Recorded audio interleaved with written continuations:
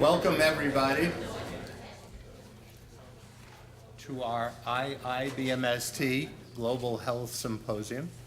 I'm going to spend a little while describing to you, a very little while, what the International Institute of Biomedical Sciences and Technology is about, and then I'll introduce our speakers. I should say that the first speaker, who is going to be Yizhen Su from NCKU, couldn't get a visa in a timely fashion because he works on infectious diseases. And so, unfortunately, we live in a post-9/11 world, and things like that happen now. And so, after my presentation, short presentation, there'll be one speaker, Tim Endy, then a short break, and then the two other speakers after that, okay? So first of all, I want to welcome our delegations from NCKU, and you can share with me in welcoming them. We have very distinguished guests with us. From the Technion, we have Peretz Levay. Peretz is right there. He's raising his hand. He's the president of the Technion. The Technion is in Haifa, Israel. It's a wonderful university with a wonderful medical school. Produces more than 2/3, I was told last night, of the scientists and engineers for the state of Israel. And so we're very pleased to have the delegation from the Technion with us. In addition, we have Ido Perlman, who's the Dean of the College of Medicine, Oded Shmuley, who is the Executive Vice President for Research. From the National Cheng Kung University, we have Michael Lai in the front row. He is the president of the National Cheng Kung University. And sitting next to him, we have Charles Lin, who is the Dean of the College of Medicine. And so before I go on, how about joining me in applause?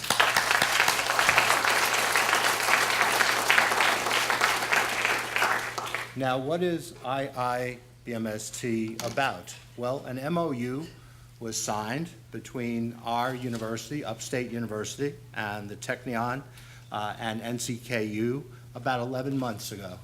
And that tied us together in this institute that I'm about to describe to you.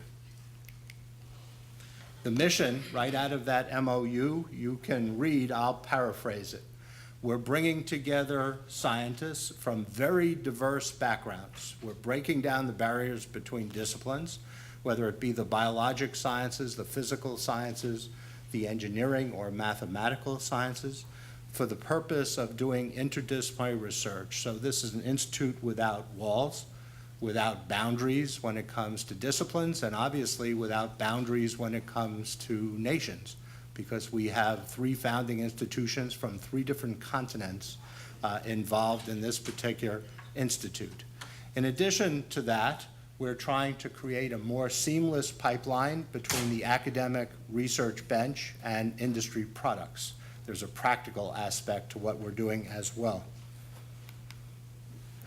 The goals, I described one, to get these interdisciplinary teams going, and the second goal to create this more seamless pipeline between the bench and products produced by industry.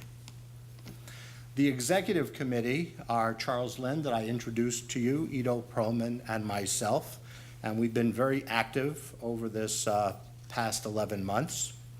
And one of the things that we did was to decide on what the focus areas, here we call them pillars, but focus areas would be for this institute. And you can see that they are cancer, diabetes, metabolic disorders, and cardiovascular disease, disorders of the nervous system, infectious diseases and emerging pathogens, pharmacogenetics and personalized medicine, and regenerative medicine and tissue engineering. The next thing we decided was who would be the focus leaders of these 6 different focus groups. And we decided we had 3 founding institutions, and you can divide 6 by 3 nicely and get 2. And so we had 2 focus group leaders coming from each one of the founding institutions. And they are, for cancer, Ziwei Wang, who is, as you know, the director of our Upstate Cancer Research Institute. For diabetes and cardiovascular disease, Hua-Lin Wu from NCKU. For disorders of the nervous system, Steve Youngentab, who's in the first row here. For infectious diseases and emerging pathogens, Wan Yao Le from NCKU. By the way, he also tried to come here for this, and he also was not able to get a visa because he works in infectious disease. For pharmacogenetics and personalized medicine, the focus group leader is Ariel Miller from the Technion. And for regenerative medicine and tissue engineering, Lior Gepstein from the Technion. This is the defining matter for whether one can become a core member of IIBMST. And if in fact you're interested after hearing the symposium or tomorrow's symposium, I hope that you'll come and see me. So a core member must hold a full-time faculty position at an accredited university or medical school and be able to make a contribution to the focus group team. The application process is simple. You send in a form to us that has your contact information. You send us your CV. You send us a letter explaining which focus groups you would like to be a member of and why. And that application is reviewed by the appropriate focus group leader, and then the final appointment is made by the executive committee. We actually have 50 people already signed up. This is half of them. The other half will be on the next slide. They are roughly equally distributed amongst the three founding institutions. And I guess the thing I want you to notice is that while some have an interest in one focus group, some have an interest in multiple focus groups, and we like that. So if you have an interest in joining more than one, then please do that. This is the other 50, so we have 50 pioneers that are the first members of IIBMST. So what we're doing next is the focus group leaders are soon to be trained on the video conferencing technologies that we're going to be using. They're going to be calling monthly focus group meetings. Once these focus group meetings are working well, we're going to open this up to other institutions beyond the founding institutions for members, and we're developing an external advisory board. So again, if you are interested in becoming a member, and some of you in the audience are already amongst the 50, but if you are interested, contact me by email, phone, or talk to any of the other members of the executive committee, or contact Barb Ames, and we'll be able to help you put in what you need to put in to become a member of this Institute Without Walls called IIBMST. And so with that, I would like to now introduce our first speaker. Our first speaker in this Global Health Symposium is from Upstate, and it's Tim Endy. Tim is the Chief of Infectious Diseases, and he's also an Associate Professor in Medicine, an Associate Professor in Microbiology and Immunology, and Public Health and Preventative Medicine. He's a leader in the particular field that he's going to be talking on today. And the title of his talk is Dengue, an Emerged Global Health Problem. Tim. Thank you, Dr. Goodman.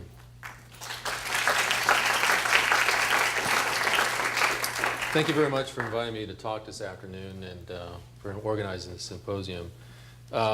It's a pleasure. This afternoon you're going to hear some very important public health problems, not only dengue, but malaria, following this talk with Dr. Rajford and Dr. Kazura.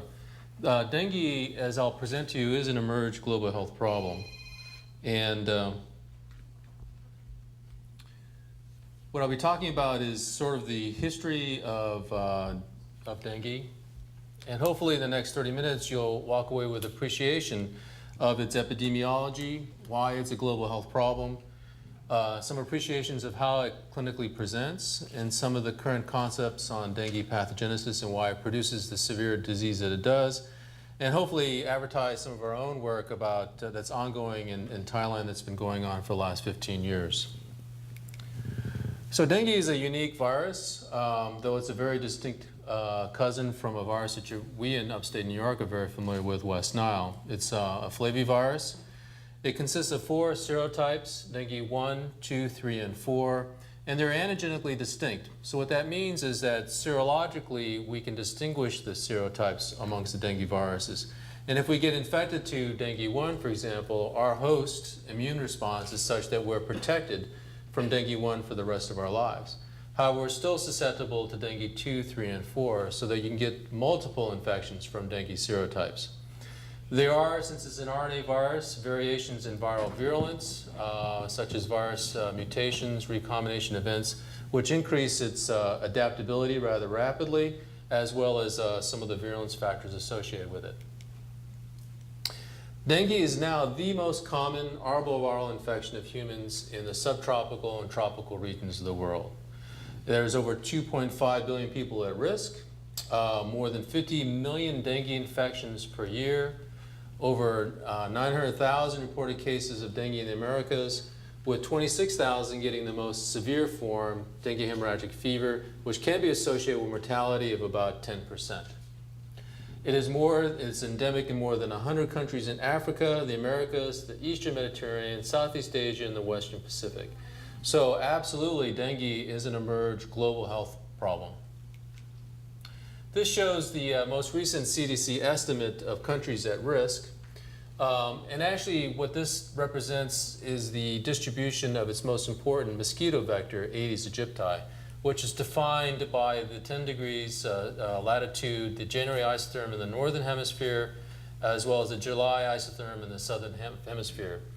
Countries in yellow are countries that are experiencing current epidemics of dengue, which includes all of Southeast Asia, India, Indonesia, Central Africa, all of mostly South America, Central America, as well as Mexico.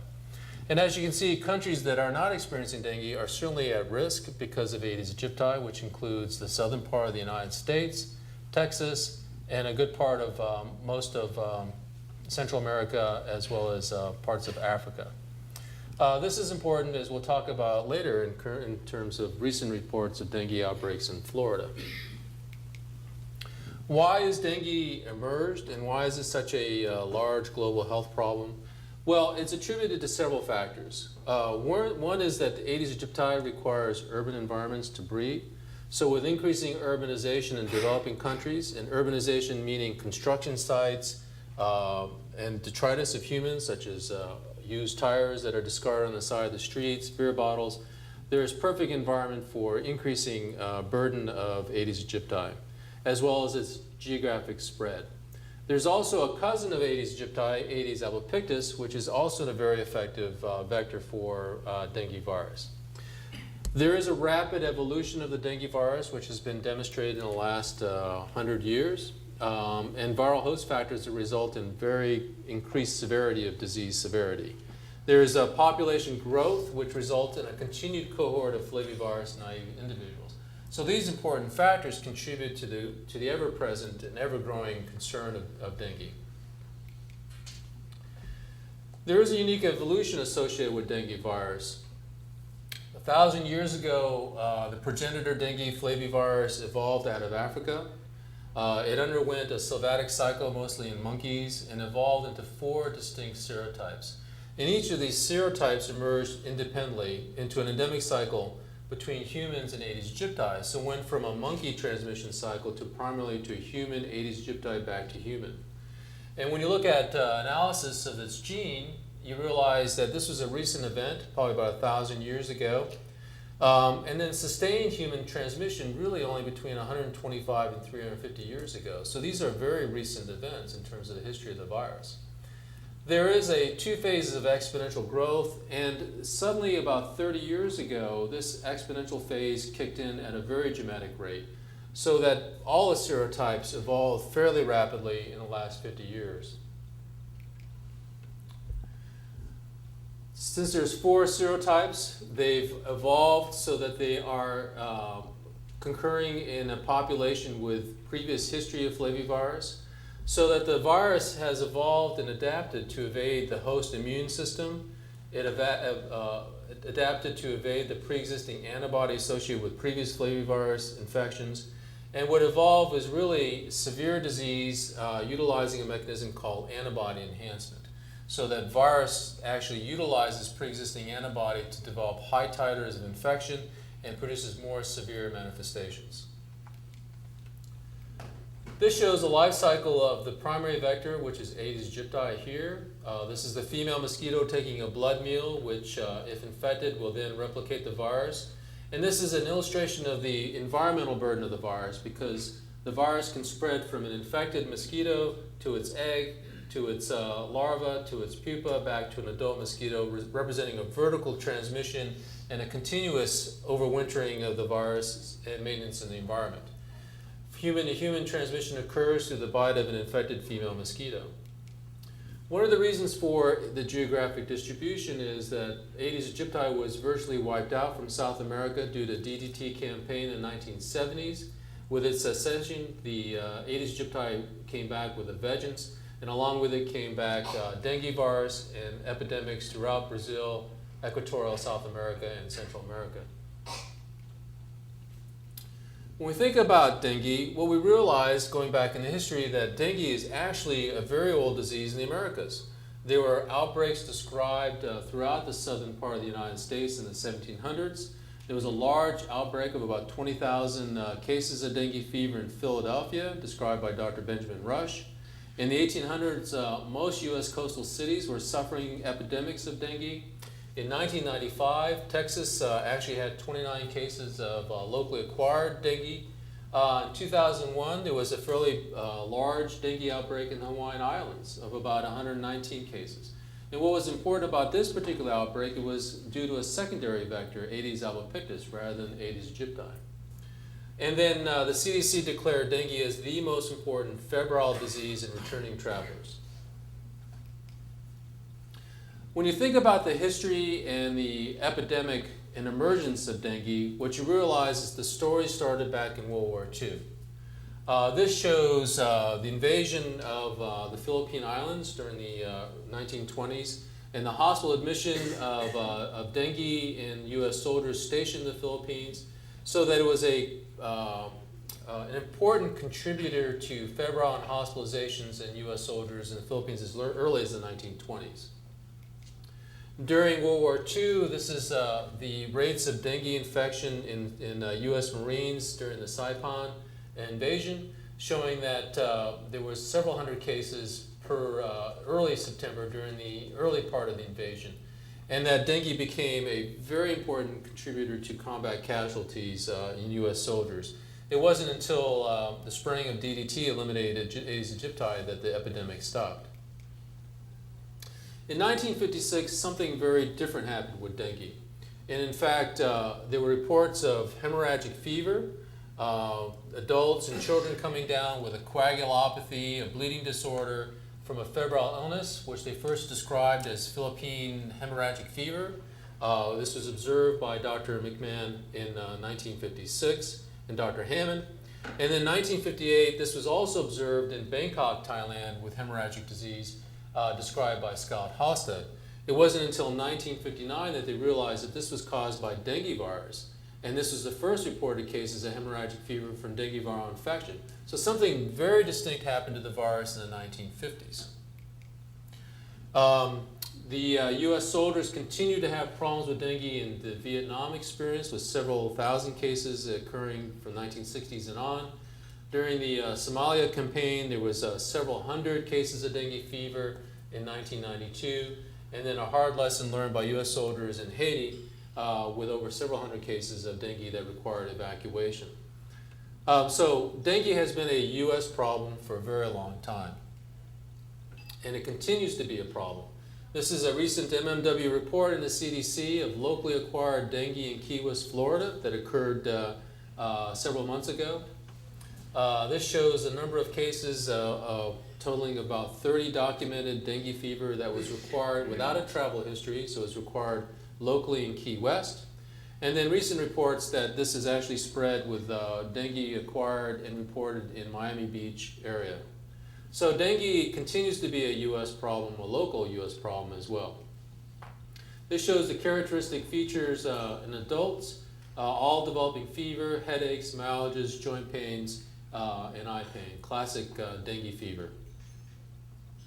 Well, we've been fortunate to be conducting studies in Thailand since the 1960s and have ongoing prospective studies that's been going on for almost 15 years. And Thailand is considered a country that's hyper-endemic for dengue transmission. This is an example of what every country who's experiencing dengue outbreaks will continue to experience in the next 20 to 30 years. So in dengue hemorrhagic fever in the 1950s in Bangkok, which has increased every year. In 1989, it occurred with over 200,000 cases of hemorrhagic fever, the more severe manifestation of dengue. And every year, the worsening of epidemic correlates to several important factors in Thailand. Urbanization and modernization, which increase the vector of Aedes aegypti. In hyperendemic countries, this shows the age-specific rates of DHF, so that the highest rates of hemorrhagic fever occurs in children between the ages of 5 to 9. And that's because they had received their first infection by the time they were 1 and their second infection by the time they're 5 to 6, which increased their risk of developing hemorrhagic disease. So that in endemic countries, it's primarily a pediatric problem, though all ages are at risk. These are studies that we published and later analyzed, showing that the ongoing epidemic and problems in Thailand is from the circulation of all 4 serotypes, so that all 4 serotypes circulate, but one epidemic usually is responsible for 1 or 2. For example, in 1989, it was primarily a dengue 2, dengue 3 outbreak. The following year, it's a dengue 3 and dengue 4 outbreak and such. So there's a constant leapfrogging of different serotypes. When we think about why people get severe disease, the important question is, in this burden of pyramid of disease pathogenesis, is that there's a certain percentage of people who don't develop clinical illness at all. So these are subclinical infections. In fact, if you look at the total burden of infection, almost half of all patients don't develop very severe disease at all. So not only are we looking at very severe infections, and in dengue this is true, the more severe infections, hemorrhagic fever occurs only in about 1 to 2% of all infections. 20% will develop classic dengue fever, headache, eye pain, and rash. Another 20% will develop milder disease, so they don't even require to be hospitalized at all. And then clearly 40 to 50% of people will develop infection, but never severe disease. So scientifically, we have some good questions. Why do people develop such severe disease like hemorrhagic fever? But also a very important question is, why do people not develop disease at all? What is it about the host response that protects this population from developing severe disease? So we've been able to look at studies to look at that. Dengue fever, if you were to get dengue infection, you'd want to have dengue fever because you have 2 to 7 days of being miserable, high fever, muscle aches, joint pains. You'll develop a little bit of a rash, defervescence, and you'll recover, and there'll be no problem. There's no mortality associated with it. If you're unlucky and you get another infection and develop hemorrhagic disease, well, then you'll develop bleeding within the skin. You'll have prolonged bleeding time, prolonged convalescence, and if you're unlucky, you may actually leak plasma into the outer space of your tissue so that you'll develop shock due to intravascular depletion.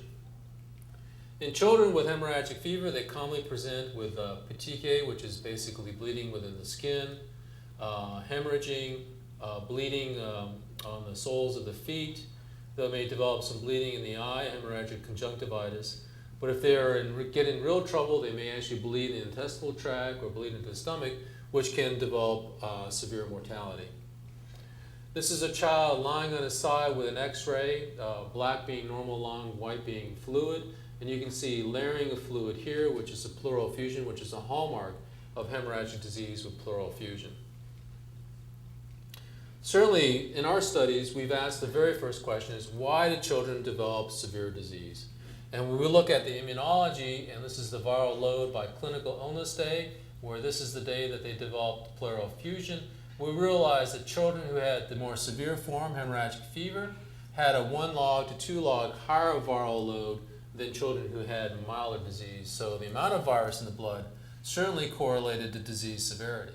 And when we looked at clinical parameters, that this viral load correlated with clinical severity of hemoconcentration, pleural effusion, and inverse relationship with platelet drop, we realized it was a very good marker for clinical severity. And we looked at the host immune response and looked at viral load to the host response to certain cytokines.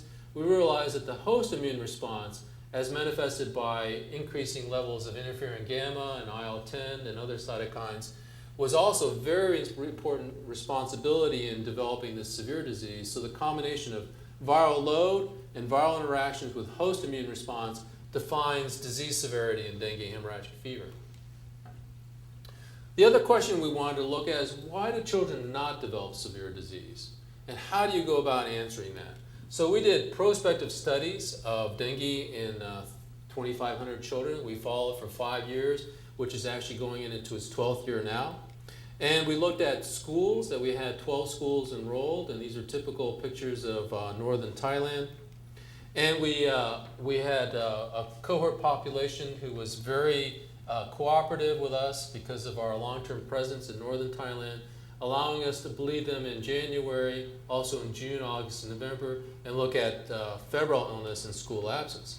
So that children, we were able to find out who were absent from school and febrile, who had evidence of fever, who had evidence of other illnesses when they reported to school or their local health providers, who submitted to blood draws periodically, so that we were able to get the full burden of infection after 5 years. We were able to tell you how many children developed symptomatic hospitalized dengue, hemorrhagic fever, symptomatic non-hospitalized dengue, and those who developed subclinical infections. So we're able to determine the full burden of dengue infections and actually go back and look at T cells and other archive material to find out not only why children got severe disease, but more importantly, why did they not get sick at all? And find out what correlates with the host immune response defines this inapparent infection. What we found was dramatic. We've published almost 10 manuscripts from this study alone, showing a high degree of diversity in a very, very specified population, showing incidence variance by year, showing that the serotypes circulate in all 4 serotypes, but they leapfrog by school. So one school will have a dengue 3 epidemic, followed by another school with a dengue 2 and dengue 1, which was phenomenal to see. We showed that disease severity varied, so that in 2001, school 5 had a hospitalization rate of 80%. Virtually 8 out of every 10 kids ended up in the hospital. But then the following year, they had very little hospitalization at all. And when you look at this ratio of inapparent infection to symptomatic disease, you find that this is not a fixed pattern at all, but there is a fluid rhythm associated with this fluctuation, so that some schools will have severe disease followed by more subclinical infections. And what we're seeing is a flux and a flow of heterotypic antibody that provides degrees of protection as the dengue serotype evolves through a population. We were able to convert this data into real-time economic parameters. This we published in Lancet a couple years ago now, which showed disability-adjusted life years from our population. And this shows incidence and dailies lost in dengue. And one of the most important things that we were able to show in this study was that one of the most important contributors to disability-adjusted days lost from dengue was non-hospitalized dengue. Non-hospitalized dengue was a very important contributor to economic loss because a parent had to stay home with the child, they had to make arrangements, they had to lose work. Yet this non-hospitalized dengue is not reported to healthcare providers. It's not reported to the WHO. So that we were able to look at serotypes as well and show that important contributors to certain serotypes. But we were able to actually change the dailies lost. So this shows the dailies contributors to important health problems in Southeast Asia. Number 1 being TB, number 2 being HIV and diarrheal diseases, and malaria being number 4 and 5. And dengue, by the WHO estimate, was about 20, 89 dailies lost. But we were able to demonstrate a gross underestimation because of the lack of reporting to non-hospitalized disease. And when we look at dengue and its maximum in our population, we estimated about 284 million dailies lost, which puts it in the top 10, a very important public health problem. So as we were developing these studies and understanding dengue because of its emergence and public health problem, we were able to ask some important questions. This we published 2 years ago, which looked at the serotypes and looked at the exact genetics of the virus as it circulated in the population, so that we're able to do genetic sequencing of each serotype. So this is dengue 1 in our school population, as compared to the dengue 1 that we isolated from many different studies that we conducted the last 20 years. So that there's a high degree of genetic diversity. This is a phylogenetic tree showing a diversity of dengue 1 in Thailand alone. But when we looked at it by local population, by spatial distribution, this is the congregation of genetic diversity within the schools. So that school 8, school 11, school 12 had a very restricted diversity in space and time in our population. And the same was seen with dengue 2, a very distinct congregation in spatial conservation genetically of the virus, as well as in dengue 3 by spatial populations, which was quite fascinating to us. So this led to a proposal and an R01 grant that's currently funded in its second year now, where we look at the spatial and genetic diversity of the virus and temporal changes of genetic of the virus in a population in northern Thailand. And as we develop and introduce a dengue vaccine, which is being introduced this year, we're looking at the impact of this vaccine on evolution of the virus. So this study is being in compound PET, which we have ongoing. We look at hospitalized patients with severe dengue infection, and we do a genetic analysis on this virus. We go to the home of the patient and interview and draw blood in a 200-meter radius around the patient, a cluster investigation, which includes collection of the mosquitoes. And we're able to look at the virus and sequencing and its genetic changes in an index patient, in patients around an area of the index patients, as well as the mosquito vector. This shows the study to date, showing a busy slide, but basically when you look at contact cases, these are contacts that have not sick enough to go to the hospital, yet they are around an index patient who is very sick, and we're able to show significant disease in the neighborhood from serotypes that are exactly the same serotype from a contact index patient. This is a patient this past January who's in our cluster investigation, an 18-year-old with dengue fever. We interviewed the neighbors, informed consent, a typical environment around a cluster showing basically urbanization, detritus of excellent breeding areas for Aedes aegypti. Water sources that are also larvae and breeding sites for Aedes aegypti. This has probably 20 larvae of Aedes aegypti in this pot alone. We do something novel with this because we want to know the genetic diversity spatial distribution. So we GIS information map every virus, every isolate, every subject who's enrolled, and this is the GIS team. We sweep the houses and neighborhoods with special vacuums that intake Aedes aegypti, so that we're able to collect 20 to 30 Aedes aegypti and isolate virus from them in a cluster investigation. And basically, we're able to look at the fidelity and changes evolution in a very restricted space to provide us some, I hope, very interesting answers. And when you do GIS information system, what you get is a analysis as we home down through Google Earth into our study site in northern Thailand. We'll see the pink being the index case of a hospitalized patient with dengue and their neighborhood. And we're able to go in and look at cluster investigation. So we take this particular specific cluster here, a pink index case, and then 200 meters around, all the contacts that were bled and collected and mosquitoes collected here that were positioned with GIS information systems.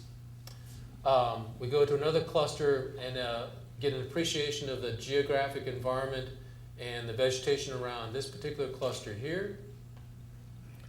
And then we can go and look at a different cluster. So these were all clusters that were interviewed and virus isolated from here. And then another cluster here, showing a more rural agrarian environment. So it provides us with a degree of analysis that I think is going to be intriguing as we move forward.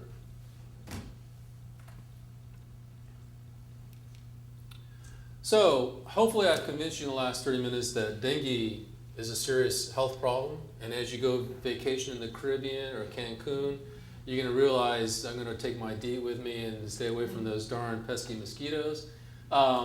I hope you realize that this is a problem of urbanization, of modernization, and that as developing countries become more urban-centric, the mosquito vectors continue to increase in its burden and spreading dengue throughout these countries at risk. Certainly, this is our grant team in northern Thailand that I'd like to particularly thank, and then acknowledge all the participants in our studies over the last years, our collaborations with University of Massachusetts, Mahidol University, and the grant support through a PO1 and R1 grant within IH. Thank you very much.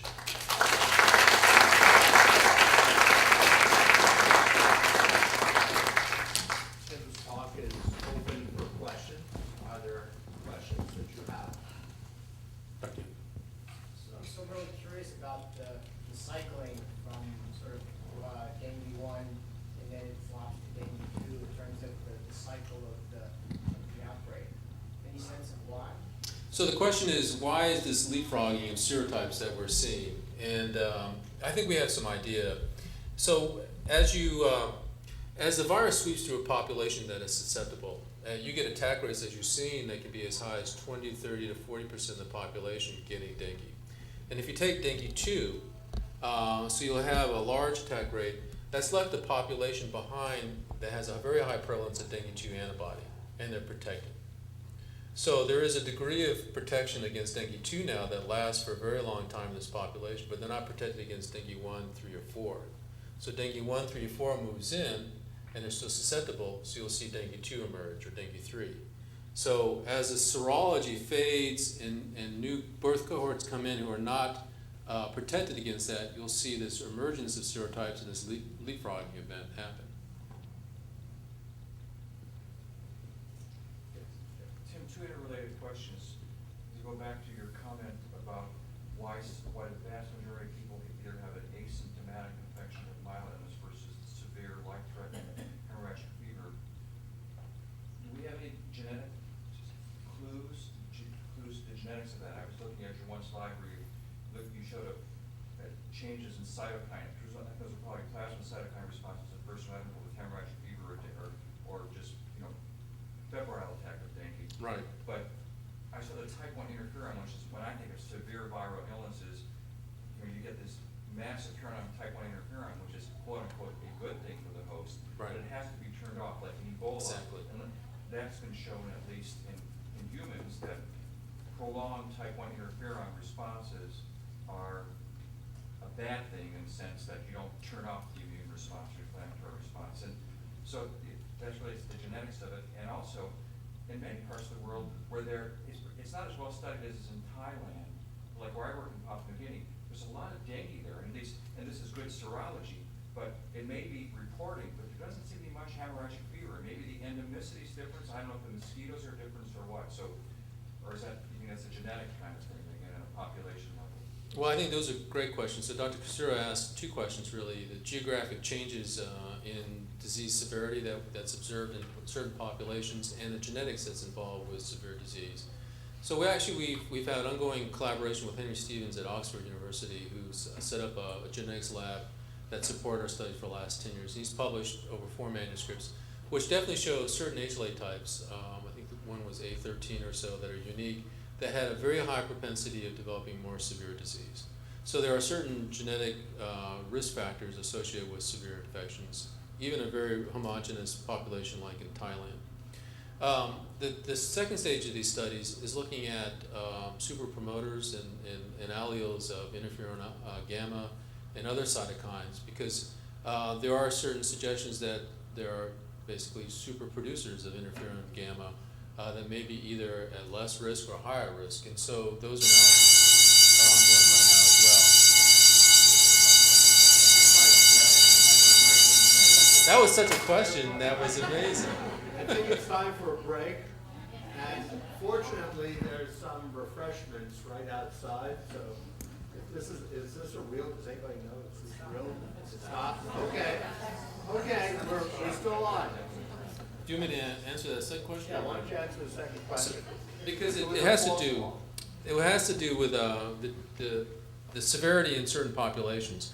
So dengue is endemic in Africa, and yet we rarely very see symptomatic cases. One time I got called when I was in Thailand working. My colleagues in Kenya, Kemri, said, we're getting reports of a dengue outbreak in Mombasa, And we hardly ever see dengue, but this is hemorrhagic disease. People were being admitted in the hospital, they're seeing a 5% mortality. Would you come over and look at it?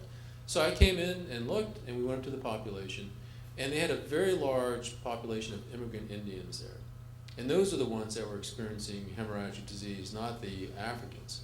And that we see that time again, that Africans seem to be more protected, less susceptible to severe disease. In fact, there's theories that one of the reasons for the African slave trade was because of yellow fever, dengue outbreaks occurring in the Caribbean at that time, and they were able to work while Caucasians were coming down with severe infections.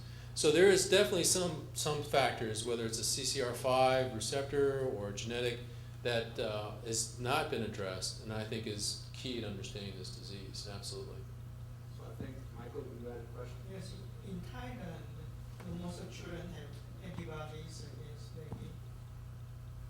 So we know that for sure, that they've experienced, first they have maternal antibody. Most of the mothers, 90%, we did some maternal child studies, have presence of dengue antibody that's maternally transmitted to the child. We know the half-life, so up to 6 to 7 months after a child is born, they still have maternally acquired dengue antibody. We also know that if they get dengue infected at that time, that they actually develop hemorrhagic disease. So it's a good example of antibody enhancement. They develop their first infection by 2 to 3 years old, their second infection by 6 to 9, and they're probably a third infection in their teens. And by the time they're 18, they are fairly protected against all 4 serotypes because of the degree of infection that they had. So practically everybody's protected.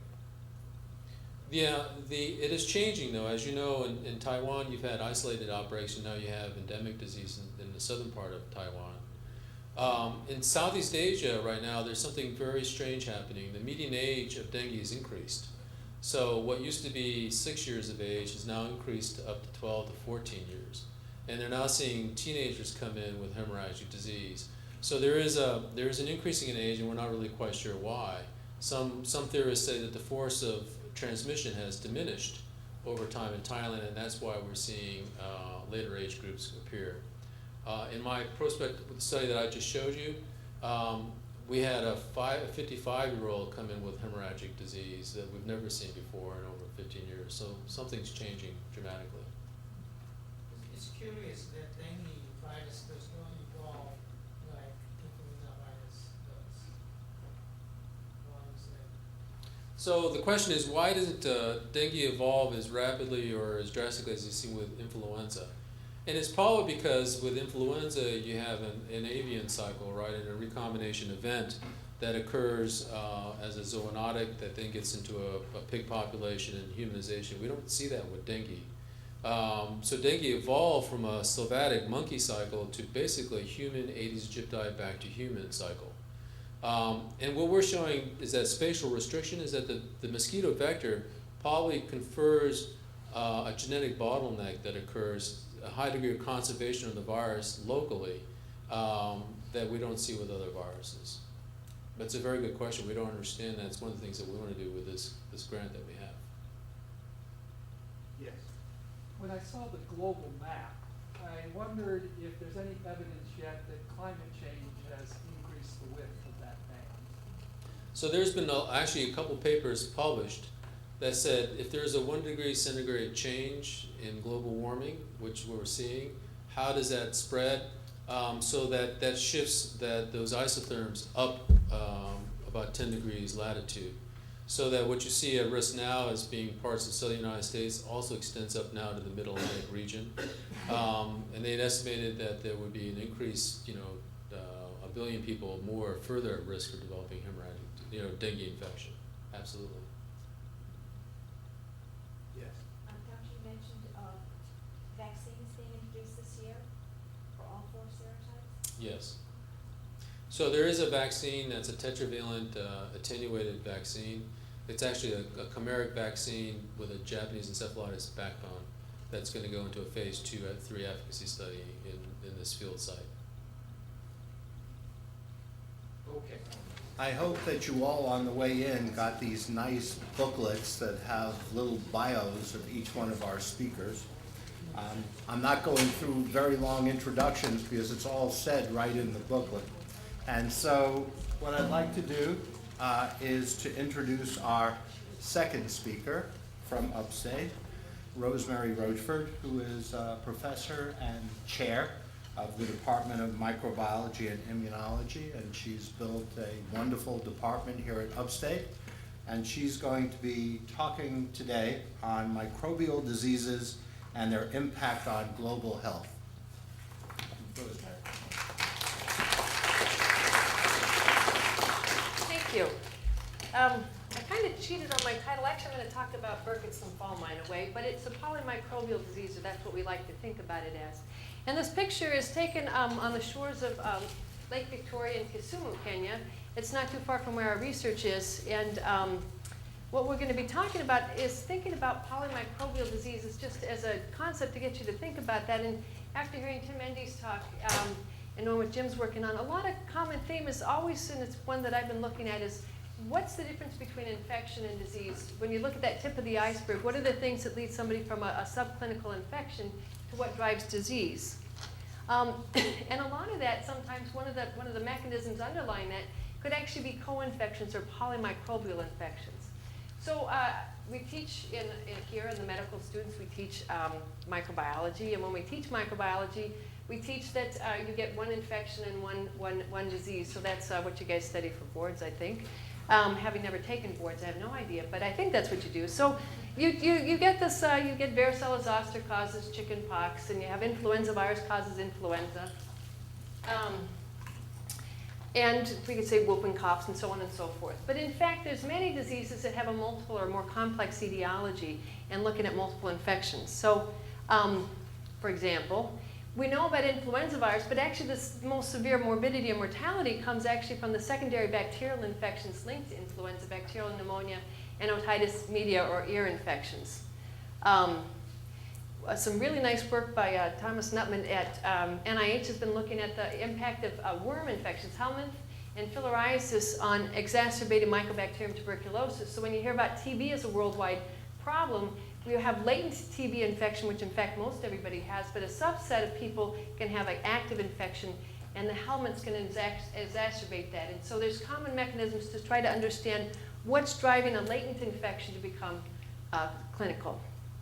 I have a good friend of mine working at the Forsyth Institute looking at periodontal disease, for example, another one where you have a lot of different bacteria. So polymicrobial is often used in the bacterial world, where you look at Treponema, Bacteroides, Performonas, Campylobacter are all found in periodontal disease. So they provide the plaques, and depending on the combination of the bacteria that are in those plaques, you can get a linkage with more severe disease. What I'm going to be talking to you about today is Plasmodium falciparum and Epstein-Barr virus, or EBV infection, and it's linked to a common childhood cancer. I've been working on EBV for actually a long time now. I won't say how long. And EBV is a virus that everybody in this room will have. I doubt anybody here is not EBV positive. It's a virus that causes a persist in your B cells. It's a virus that none of you might know you had it. Maybe a few might have had infectious mononucleosis. But for the majority, it's a subclinical acute infection, and also later on for a lifelong persistent infection. But what's interesting about EBV is it's associated with a number of cancers around the world. In China and actually Taiwan as well, you see it associated with a cancer called nasopharyngeal carcinoma. It's associated with Hodgkin's disease in developed countries and a link with infectious mononucleosis. It's also associated, and what I'll be talking about is this link with Burkitt's lymphoma in equatorial Africa. So the question that our lab has been focusing on is looking at this risk and thinking about how we have these two pathogens coming together, malaria and EBV, and what does that do to increase that risk for Burkitt's lymphoma. So this is, Burkitt's lymphoma is actually the most common childhood cancer. And when we think about the burden of polymicrobial diseases, I want you to realize that 1 in 5 cancers worldwide has an infectious etiology. So infectious disease, actually, as we think about crossing and linking across different areas, is it has a strong tie-in with cancer. This is a child of a young boy. You can see this very large tumor. That's actually not uncommon to see in Kenya. The tumor, usually it's about 2 months between the time the mother reports some kind of symptom and development of a large tumor. Not quite, this was a little bit larger than normal. It's fatal if untreated. It has a characteristic, one of the reasons for its rapid growth rate is it has a c-Myc translocation, so that it causes overexpression of the c-Myc oncogene and a high rate of proliferation. This is data taken, one of my graduate students, Jeanette Rainey from University of Michigan, before I came here, was looking at the cases of Burkitt's lymphoma in Kenya, which is where I work, and looking at the age dependence. And what you can see here, this is number of cases over a 10-year period in age and years, and you see this very striking peak at the age of 6 and declining. There's actually a little secondary hump there. But there's no cases of Burkitt's before the age of 2, and it wanes after the age of 15. So we have a short window of time between when you have exposure to the events that drive that malignancy and the emergence of it. And so, foolishly or not, we thought we could try to begin to look at what goes on in this early period of time to link to that malignancy. So Burkitt's lymphoma has a fascinating history with it. It's actually, Dennis Burkitt was an Irish surgeon, was working in Uganda in the early 50s, and he noticed the children coming into the clinic with that very striking jaw tumor. And hadn't seen anything like that in his medical training in England. And so he began to do some mapping and explorations. And he mapped out, this is actually a paper by Haddow from East Africa Medical Journal, 1963, and described what he called the lymphoma belt. Dennis Burkitt actually did what he called a tumor safari and drove across actually this part of Africa, trying to map out the cases where the tumors occurred. And quickly, early on, they found that it mapped, actually this is more recent data from 2002, but you can see the areas of red are areas where you have high levels of malaria transmission, and it maps almost identical with the level of Burkitt's lymphoma. So there was initial thought that there might be a vectored virus that transmitted it, but in fact they linked it more to the BL. Again, Jeanette went back, and those cases that we had, since that data was from 1963, and this was in 2004 when we first started working, actually 2002, on this project. I wanted to go back and look in Kenya and just confirm that, that really there is still a strong association with malaria and the Burkitt's lymphoma. And so here's a map of Kenya broken down by the different districts, which would be about the equivalent of counties, maybe a little smaller. And this is the cases of BL, and what you can just notice where the areas, the darker areas, there's more cases of Burkitt lymphoma here, and down here, this is the coast, the Indian Ocean here, and this is right on the tip of Lake Victoria. In contrast, if you look at malaria endemicity levels, and this is data we got from Bob Snow, who mapped out the malaria cases in Kenya to find resolution of transmission, you can see, again, the high level of transmission of malaria maps fairly nicely with the levels of Burkitt's lymphoma here and here. There's this one area right here in the middle that doesn't map up with malaria, and that's one area I'd like to go back and try to understand why we have this high incidence of Burkitt's there. So to understand then Burkitt's lymphoma, we really have to understand malaria. And what I'll tell the students is actually, as a professor at Michigan, I got to know more about malaria because I sat on students' committees. I'm trained as a virologist. And every time the students give their committee meeting, they describe malaria. Finally, I got it. So it's very helpful to have students give their presentations to professors, even if they don't realize it sticks. So malaria has a life cycle. It's caused, transmitted by a mosquito, Anopheles gambii. The mosquito bites the human host, and the parasite immediately goes to liver. It has a liver stage of infection. It erupts from the liver and gets into the red blood cell. And this is the stage of infection more classically associated with the fevers with malaria. And I'll come back to this red blood cell stage. There's 5 different species, but the most severe disease, the one we hear about it more in the news, is the Plasmodium falciparum malaria. And this is a malaria infection that you get the infection, you can clear it, and then continually get reinfected with this parasite. So that's a different way of looking at it. Now, when we look at malaria, one of the things about this, as a virologist, we always describe the virus inside the cell, but malaria people talk about transmission of the virus, right? So how is the transmission of the parasite? Sorry, pardon me. So how is it transmitted and the intensity of transmission? Because it's transmitted by mosquito vectors. So for example, malaria, we have unstable malaria as a region where we have low malaria risk. And if you were sampling kids in the population under 14, you'd find very little evidence of parasite prevalence or parasitemia in those children.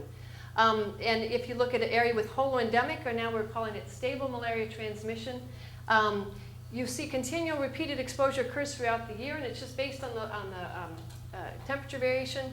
And parasite prevalence in the children is greater than 50%. So if you do a sampling of the kids within a population, over 50% will be parasitemic, and you can just do this by doing blood smear of the, and look for it that way.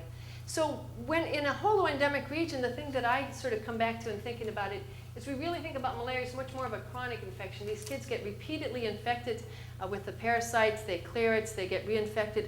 Part of that reinfection has to do with the change in the parasite diversity, but part of that reinfection also has to do with the fact that the host develops a poor antibody response against this parasite, and that's a challenge in vaccine development. So the other player that we have to think about is Epstein-Barr virus. So we've got the parasite and we have the virus. We know that EBV is linked to Burkitt's lymphoma. We never say causative. If you're a tumor virologist, you're very careful about that. We say it's associated. We know that if we look at these endemic tumors, the Burkitt lymphoma, greater than 95% you can find the virus, viral DNA in the tumor. We have evidence the viral infection preceded the emergence of the malignancy. And there was a beautiful, elegant study done in the late 70s with 40,000 children that were pre-bled. And then they waited to see out of those 40,000 which became infected with, developed Burkitt's lymphoma, and then went back and retrospectively analyzed them and showed that there was an elevation of antibody titers against EBV that preceded the emergence of the cancer. So that was really some of our strongest evidence that there's dysregulation of EBV persistence in these children at risk. So if we look at the life cycle of this virus, Epstein-Barr virus, it's a gamma herpes virus. It's transmitted through the saliva, so it's a very clear transmission pathway that's been demonstrated. It gets into the B cells within the tonsils in the oral pharyngeal cavity and infects naive B cells and expresses a whole range of the EBV latent genes, the Epstein-Barr nuclear antigens, latent membrane protein 1 and 2. There's very little known about this particular spot because it's a strict human pathogen, so we can only study it in vivo, and it's hard to take people's tonsils at just the right time. So we were left to histology, but you can see that the virus is present and moves to memory B cells. And in this stage, it expresses only the EBNA1 protein. The B cells that are infected then move into the peripheral blood. If we look in US adults, we'll see a very rare frequency. 1 in 10 to the 5th B cells are EBV positive. Very difficult to detect just by straight PCR of whole blood. And what I'd like to say, and one of the things as we start looking at diseases with global impact, is a lot of times we study infectious disease in say, for example, the US, and we find one pattern of infection. But when you start looking at it worldwide, you're going to see a very striking different pattern. In children in Kenya, actually about 60% of the kids, we always PCR the virus out of the blood without any problem. Very high frequency of infection. We know that the virus also reactivates, goes from a latency where it's only the viral genome and latent the EBNA1 to lytic and making more viral products. We can detect the virus in the saliva, and that's how it's transmitted. Most everybody is shedding the virus at some point during their life, so this is a common pathway, and this we think is also get a reinfection as well. The host spends a lot of time working on trying to control this viral infection. A lot of our T cells are there to keep this persistent virus in check, and we know that it's really critical because we know one of the diseases that was linked to EBV, and EBV is really causative, is the immunoblastic lymphomas that occur in post-transplant patients. So when they first started doing organ transplants and they womped on the immunosuppression, gave them a lot of cyclosporin A, the patients started developing these lymphoproliferative disorders and lymphomas that were linked to EBV. And the immunosuppression was driving down the CD8 responses. So we have CD8 responses against the latent proteins. We can identify CD8 T cell responses against EBV lytic proteins.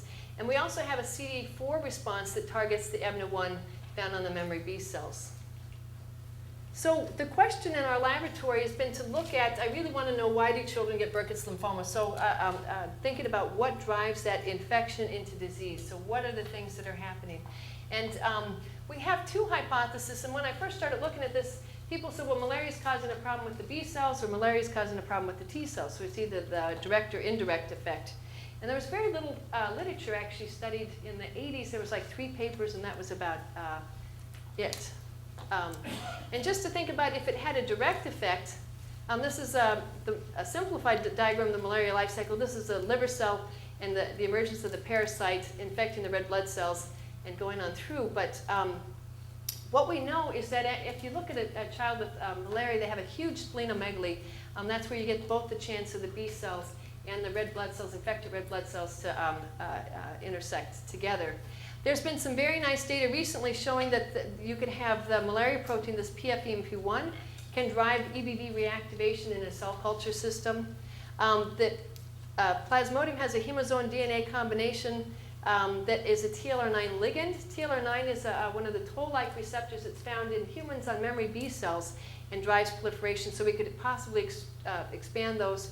And we've shown that there's a lot of emerging data showing that p-falciparum alters B-cell lymphopoiesis. So we've been looking at this question both in a mouse model system and in human studies. When we think in global health, a lot of people don't like the mouse. The mouse and human people sometimes don't like to talk together. But in fact, what I found is it's really nice to be able to do experimental hypothesis testing in mouse model systems. And we've done some of that, and we're working on that right now. And you can go back to the field, because anybody who's done field studies knows there's just, you can't do everything you want to do in the field studies, so you're very limited. But what I'm going to talk to you today is some of our field studies we've been doing in Kenya. So coming back to our map of Kenya, here it is. This is the Indian Ocean. That's the Lake Victoria. We've been working in two regions. One is in Kisumu, Kenya, and the other is in Nandi. Kisumu, Kenya is an area that has whole endemic malaria, and it has a high incident rate of Burkitt lymphoma. So there's lots of malaria, there's lots of Burkitt's lymphoma. Nandi is up in the highlands of Kenya. This is where the long distance runners come in. The weather is actually beautiful there. They have cool nights. It's not the best climate year round for mosquito transmission. So you get sporadic outbreaks of malaria, but it's not sustained and year round. And there's a very low incident rate of Burkitt lymphoma up in there. So we have this natural comparison between these two sites, and both sites have EBV. So I didn't show the data, but we've actually found an earlier study, we found that there's much higher viral load in children under the age of 5 in this Kisumu region compared to Nandi. So what we did is we did a prospective study, which we just finished, and I'm still analyzing all the data. And we took enrolled 1 to 2 month old infants from Kisumu or Nandi, 109, 116, followed them for 2 years. And we measured the EBV DNA and antibodies and T cell responses. And we also looked at malaria parasitemia and antibody responses. Fairly equal distribution of male and female. Lost quite a few to follow-up, which we expected for a variety of different reasons. Right in the middle of our study, the election violence occurred in Kenya. And in fact, we were very fortunate that a lot of the study participants stuck with the study, but some movement in the area. So now we have this prospective study. We've been looking at the samples. One of the things we've been doing is using quantitative PCR to look at EBV DNA in the peripheral blood. And if you look, this is from a paper by Kimura, and essentially when you look in the peripheral blood, you sort of think about the different disease states. Are you finding actual cell-free virus indicative of viral reactivation or from tumor lysis? But in healthy kids, actually what we've shown is that it's cell-associated. So it's an increase in the number of latently infected cells. So we use quantitative PCR as a marker of viral load. So it's not a viremia, it's actually a cell-associated number of latently infected cells. And the other thing we've been doing is looking at the EBV antibody response. We developed a Luminex-based assay. This is a multiplex bead assay. And typically when you look at antibodies, clinically you measure one antibody at a time against a particular pathogen in an ELISA-based assay. This can allow you to look at up to 100. We haven't actually done 100, but we have 12 different antibodies that we're looking at in our pool. And essentially, this is antibody titer and time after acute infection. This is a classic picture. Actually, we rarely see this picture, but when you get primary infection, the VCA IgM goes up and comes down. This is antibody against the viral capsid antigen, a lytic antigen. We'll see the VCA IgG come up and come down. We'll see EBNA come up later. And we can use this to look at timing of acute infection. So we have the first thing we did was to look at the age of primary infection between our two populations. And I had this hypothesis, which is why and what the hypothesis was is that it was the malarial infection preceding the primary infection in the children in the lowlands was driving an elevated viral load. That was my thinking, that there's more malaria around, there's going to be more activated B cells, and that's what's going to make a difference in terms of increasing the viral load. So we had actually, this is a labor of hard work by Nancy, 956 samples from Kisumu and 1,070 samples from Nandi, which we analyzed for EBV PCR by DNA and also serology. Then we looked at all those data samples, mapped them out, and determined the age of primary infection. This is just a representative one. So you see the maternal antibodies dropping off down through here, and it picks back up after acute infection. You see this viral load peaking up here at 11.1 months, dropping down, and then later on you get a ABNA1 response. So we made maps of all of our 150, like this, 150 kids. And what we found was something I wasn't expecting at all. In the area where there's more Burkitt's and more malaria, you actually have an earlier age of EBV infection than up in the highlands. And the stats didn't go there, but it's p.0072. Anyway, highly significant difference between the age of first infection. And this wasn't something I actually had anticipated finding in our study. And the reason for that is that I just show here in that table, these are 3 earlier studies, one done in Ghana in the late 70s, looking at just EBV serology to determine age of first infection, one in Hong Kong, and one in the US from looking at kids born to HIV-infected mothers and the children were either HIV infected or not. And this is age and month, and this is percent kids infected, so the rate of infection. You can see most that by 5 months you rarely see any infection in all these other studies. In Ghana, it was 44% by 12 months. In the US and Hong Kong, about 20% by 12 months of age. And ultimately, you get 100% seroconversion over time. In Kenya, our population, whether it's the Kisumu population or the Nandi, where there's a lot of malaria, very little malaria, what you'll see is we get a very high rate of infection early on, and by 5 months of age, we get about 20% of our kids infected with EBV. So a very striking early age of infection. And if you look at that 17.9% versus 1.2%, so in the presence of malaria, you get this much higher rate of EBV infection early in life. What is that consequence of that early age of EBV infection? So the next question, because we've been in prospective study, we've been measuring EBV viral load at multiple time points over time, and what we found is that the younger age of first detectable EBV viral load, so the earlier you're infected, you have a higher EBV viral load over time. And that's true for a lot of other infections, like hepatitis B. If you get it earlier in life, you get a more chronic, higher viral load. And the other thing is the odds of having an EBV positive viral load at any time are higher for the kids from Kisumu versus Nandi. So where there's more malaria, there's more EBV. And this is just a diagram showing you EBV viral load over time. This is actually the kids from Nandi are these 3 represented examples here. And you can see, then this is what I had expected, that we'd see a peak of viral load and then it's cleared as the host controls the infection. This nice peak and comes down, nice peak and comes down. In Kisumu, we see a lot of cases where the virus peaks, goes away, peaks, goes away, peaks, goes away. And we're beginning to look at that. Studies I won't talk to you about is trying to understand what these repeated peaks are about. But I think we're getting multiple infections occurring over time. So in summary, the question is there a difference in the age of primary EBV infection? Which really wasn't the question I was asking to begin with, but that's the question I'm going to try to answer now, is yes. The hypothesis I had was, does malaria infection before EBV infection predict a higher viral load over time? And the answer is actually no. Malaria didn't have anything to do with that repeated viral load that we saw. But you do get, over time, the more malarial infections, the more viral load you have. And I don't have the malaria data to show you here, but we did it by PCR-based assay on all those samples to look at that. And this was an analysis, this is a good example in doing this study of working with a superb biostatistician who sadly had to go to move to Texas, Rob Platt-Snyder, but doing complex multi-level modeling to handle these data sets. I thought one of the questions was the maternal antibody. It might be one of the reasons why we have an earlier age of EBV infection, so loss of maternal antibody, right? So that's supposed to be protective. And what I have plotted out here is the percent positive for maternal antibody on this graph and percent positive for primary EBV infection on this graph. And if you look in the blue, this is the Kisumu where there's more malaria and more Burkitt's lymphoma. You can see the maternal antibody looks exactly the same as the one from the highlands, so that's not it. But this is the rate of infection between the two, and very strikingly different when you plot it out this way as well. So it's not the loss of maternal antibody that's causing the early age of EBV infection, and it's about 20% of the kids that are infected before 6 months. And the one thing that strikes me, and that we're going to be starting a new study to look at, is that in areas where malaria is endemic, the mothers get placental malaria, so they actually can get infected. About 20% of the mothers get infected with placental malaria, and the hemozoa and the parasites are in the placental tissue. So we're going to go and begin to look at that in utero environment and follow those kids at that early time point to see if we can understand why they're being infected.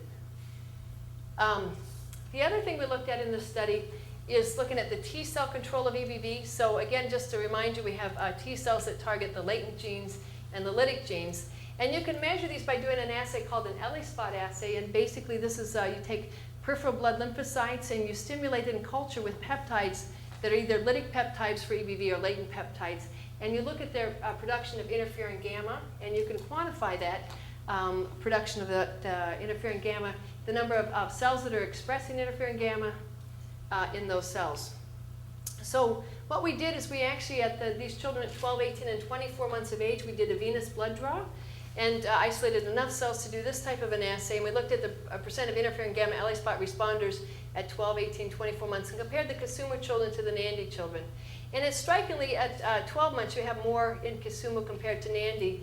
I'll just mention that you have to worry about ELISpot assays based on HLA type.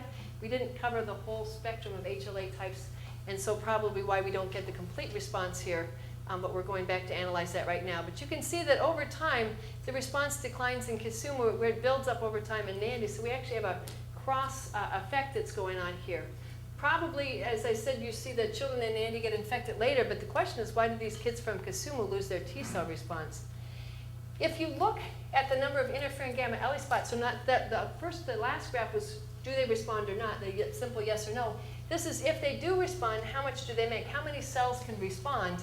What you'll see in Kasumu is it starts out fairly reasonable number, but it's declining over time, so they're losing their T cell response against EBV as well. So they're able to respond, but they're not maintaining that T cell response.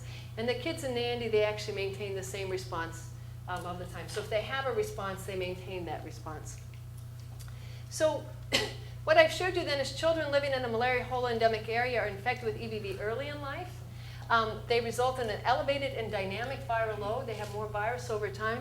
And they can mount a T cell response, but this is lost over time. And I bring up this concept that was put forth, and it's been pushed by Mueller and Rafi Ahmed, that sustained antigen presentation directly drives T cell exhaustion during a chronic viral infection. So one of the things when we look at these sort of diseases where you have chronic infections, this is chronic malarial infections, and now we have chronic viral infections, is your T cells become what we consider they're not capable of mounting an interfering or protective response. So rather than thinking about malaria having one role, this is the piece that I've really come to think about. So Plasmodium falciparum and its link to Burkitt's lymphoma is not a B cell question or a T cell question. I actually think it has to do with risks to the mother during placental malaria. We don't know exactly what's going on here and why we get this early age of infection, but we're going to begin a study to look at that. But I also think it also has cumulative risks to the infection. So if you get infected earlier in life, what's going to happen is, and you have more malaria over time, you're going to have a higher viral load. The higher viral load leads to T cell exhaustion, which leads to a higher viral load. And the piece that I'm not talking about down here, but this is the studies we're doing, my graduate student Joel Wilmore is looking at Plasmodium falciparum malaria and looking at the induction of an enzyme called activation-induced deaminase. AID is an enzyme that's involved in B cells for switching their class and class switching and somatic hypermutation, but it's also just been recently linked in a mouse model system to inducing that c-Myc translocation. We think that the higher viral load leads to the EBV latent genes block apoptosis, so you could get this MYC translocation. That's sort of the final piece in the whole puzzle. Where does the MYC translocation that's found in all the BL tumors?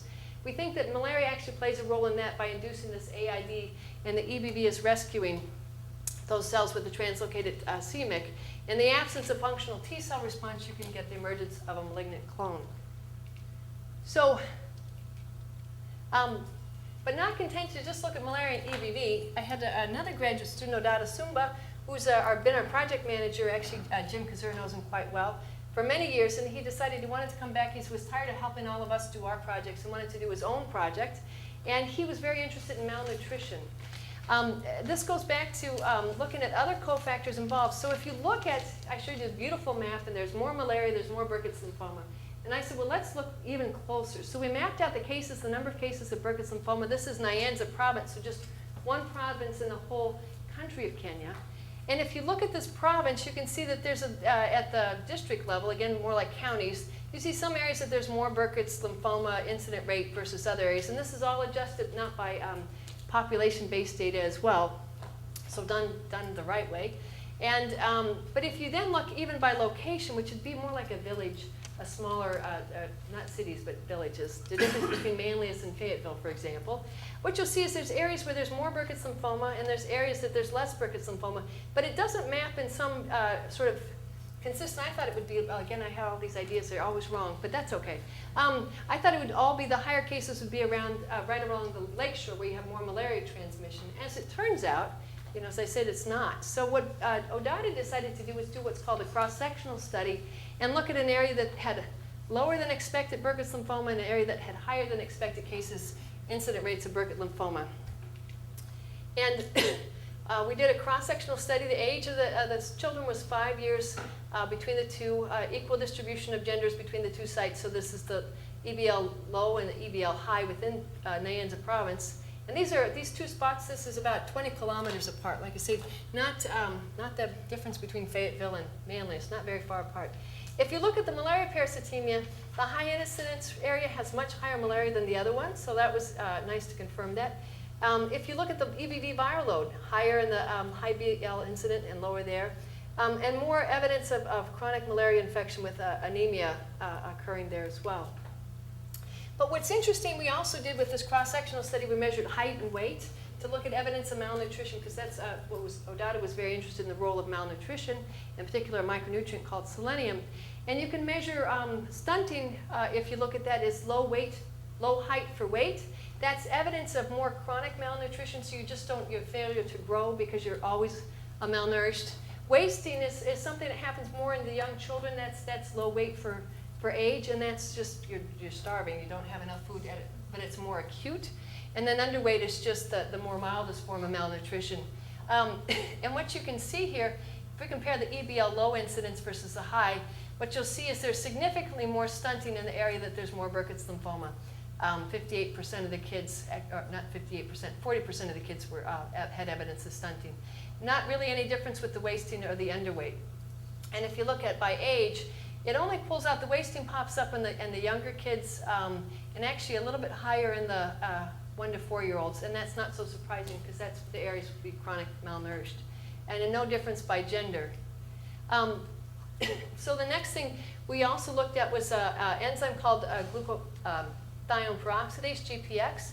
It's selenium is an essential micronutrient. It's a component, an essential component of this. It's a selenoprotein. It's involved in reduction of reactive oxygen species. It protects DNA from oxidative damage. And Odata was very enthusiastic to look at selenium and said, well, okay, let's go for it. And what you can see, which is really striking, is the area that has more Burkitt's lymphoma has significantly less level of GPX enzyme in the peripheral blood compared to the kids where there's low Burkitt lymphoma. The problem with the cross-sectional study and the complex relationship between malaria and malnutrition, it's hard to know first. It's a kind of a chicken and the egg story. But I think it points out to an important thing as we look at disease and think about the complex etiology, that we have to think about beyond just the pathogens as well. So in our study, what we've shown is that P. falciparum malaria is linked and EBV are both found dysregulated in areas where there's higher incidence of Burkitt lymphoma. But there's also other cofactors as well. Early age of infection, I think, is going to be a risk factor for Burkitt's lymphoma. So you could think about from an interventional point of view, can you delay primary EBV infection? First, we have to understand why they get infected so early, but that's the next 4 years worth of work. And then the other cofactors is looking at nutrition. So what role does nutrition play in this, and how might that intersect? Nutrition clearly has links to immune function as well, and trying to understand that. So I'll stop there and think about, as we go back to the broader perspective and look at these diseases that we're studying, as I showed you with EBV and P. falciparum, we have complex interactions to link to development and emergence of a malignancy. I had one person once say to me, it was Bob Snow actually, who's a famous malaria person, he said, well, you know, malaria kills so many kids per year, and Burkitt's lymphoma is that rare. But if you look at the population of Africa, you have a population with half of it is under the age of 15. When you have a highest 1 in 10,000 kids in a malaria endemic region get Burkitt's lymphoma, that's a number of children with a high burden of cancer. So there's a lot of people to acknowledge here, particularly at Upstate. Erwan Peru was my postdoc who's decided to stay in Kenya, hasn't left yet. I don't think he liked the weather here. And Rob Platt-Snyder, who was here at Cree, who's now moved on, is still working with me. Paula Rosenbaum, who's been working with me and Odata on the project. Nancy, who has tirelessly done all those PCRs for us and generated the data that actually lets us do what we need to do. The other members of my lab. In Kenya, Odata Sumbu, who's been our project manager and graduate student, Amolo, another graduate student, and Eunice, another graduate student, and particularly the field staff and the study participants who allow us to work with them. We also have many collaborators, and I just want to acknowledge Jim, who's here today, who's, if I wasn't generous enough to allow me to tag along and study EBV in Kenya, I wouldn't be doing these studies, and the funding from NIH. And I'll stop there with both our medical team here and in Kenya. Thank you.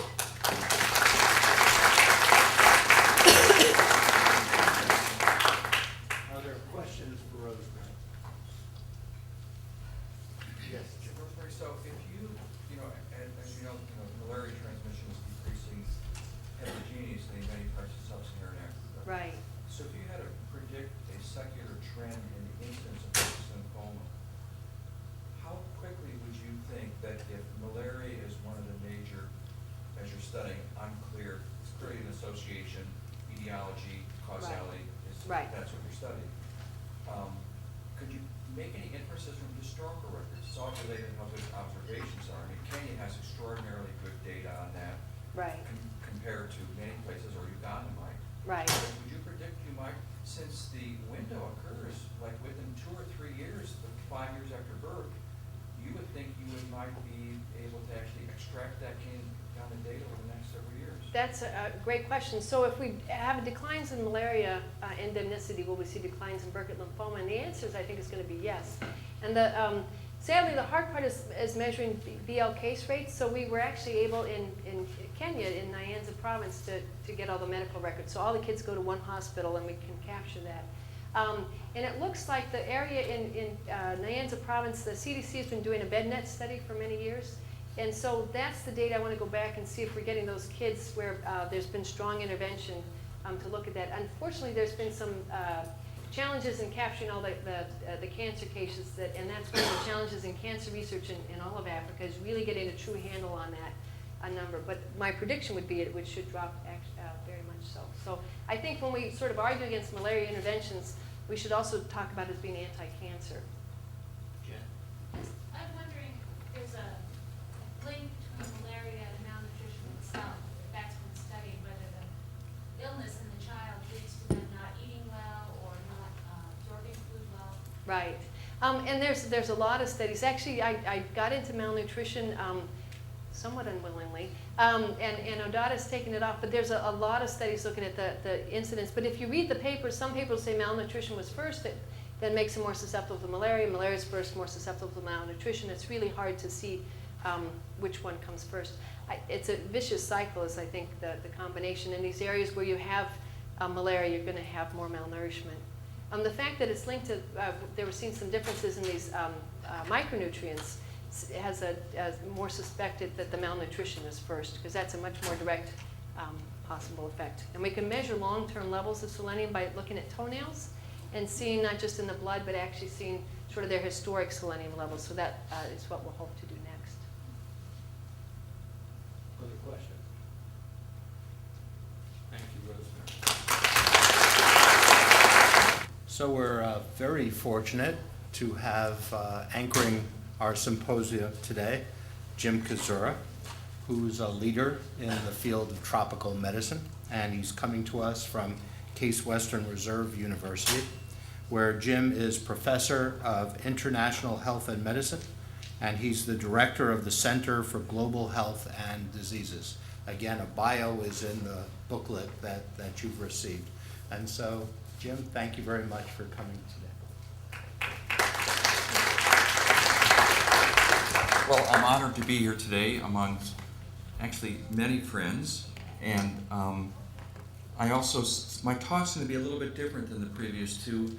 I'm going to try to give a perspective on malaria eradication, and what I mean by eradication is something that's a little bit audacious for one species to be mentioning to another. That is, we want to actually eliminate an organism that has been here for millions of years before we have been here before. So, but it has both political as well as biological implications. And I also want to say with some humility to our guests from Taiwan, I gave a talk in Okinawa on a similar topic a year ago to the 50th anniversary of the Japanese Society of Tropical Medicine and Hygiene. And I wanted to talk about elimination from malaria in Okinawa, which the American military accomplished after the Second World War, but I found the data were much more robust for elimination from malaria from Taiwan. So I'm saying this with respect, so please correct me if I have any of my facts, as best I understand them, incorrect here, because it really was a heroic effort, and it's really meant to illustrate, even though we think that everything we do is new, it really is not that new. The technology is different, and the media is certainly different than it was when it was done in Taiwan, but these things have been successfully accomplished in the past.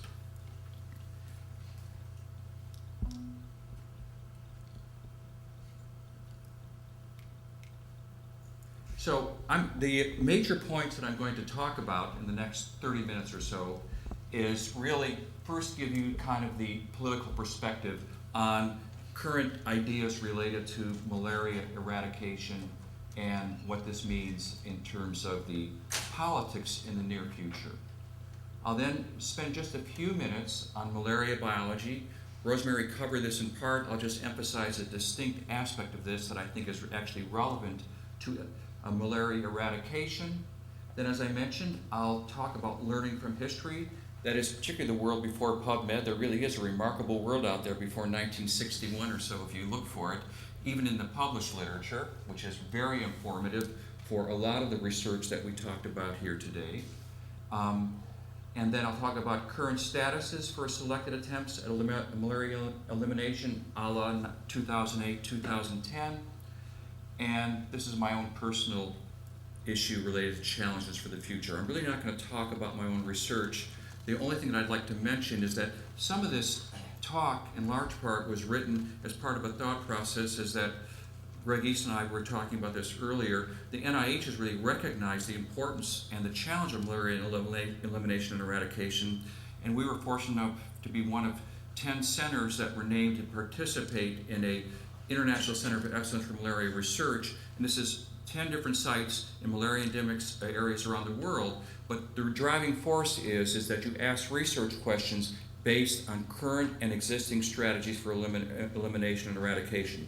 So we aren't doing the elimination and eradication or putting the tools in. It's the public health systems in the countries where these things are being attempted, which is the real life way to look at it, in which I really believe should drive the research questions, whether they be basic research or epidemiologic in orientation. Okay, so how did this issue of malaria eradication come up in the recent future? Well, there was a meeting held by the Gates Foundation about 2 years ago now, where actually it was Melinda Gates made an announcement that we're thinking too small about malaria. We should go for eradication.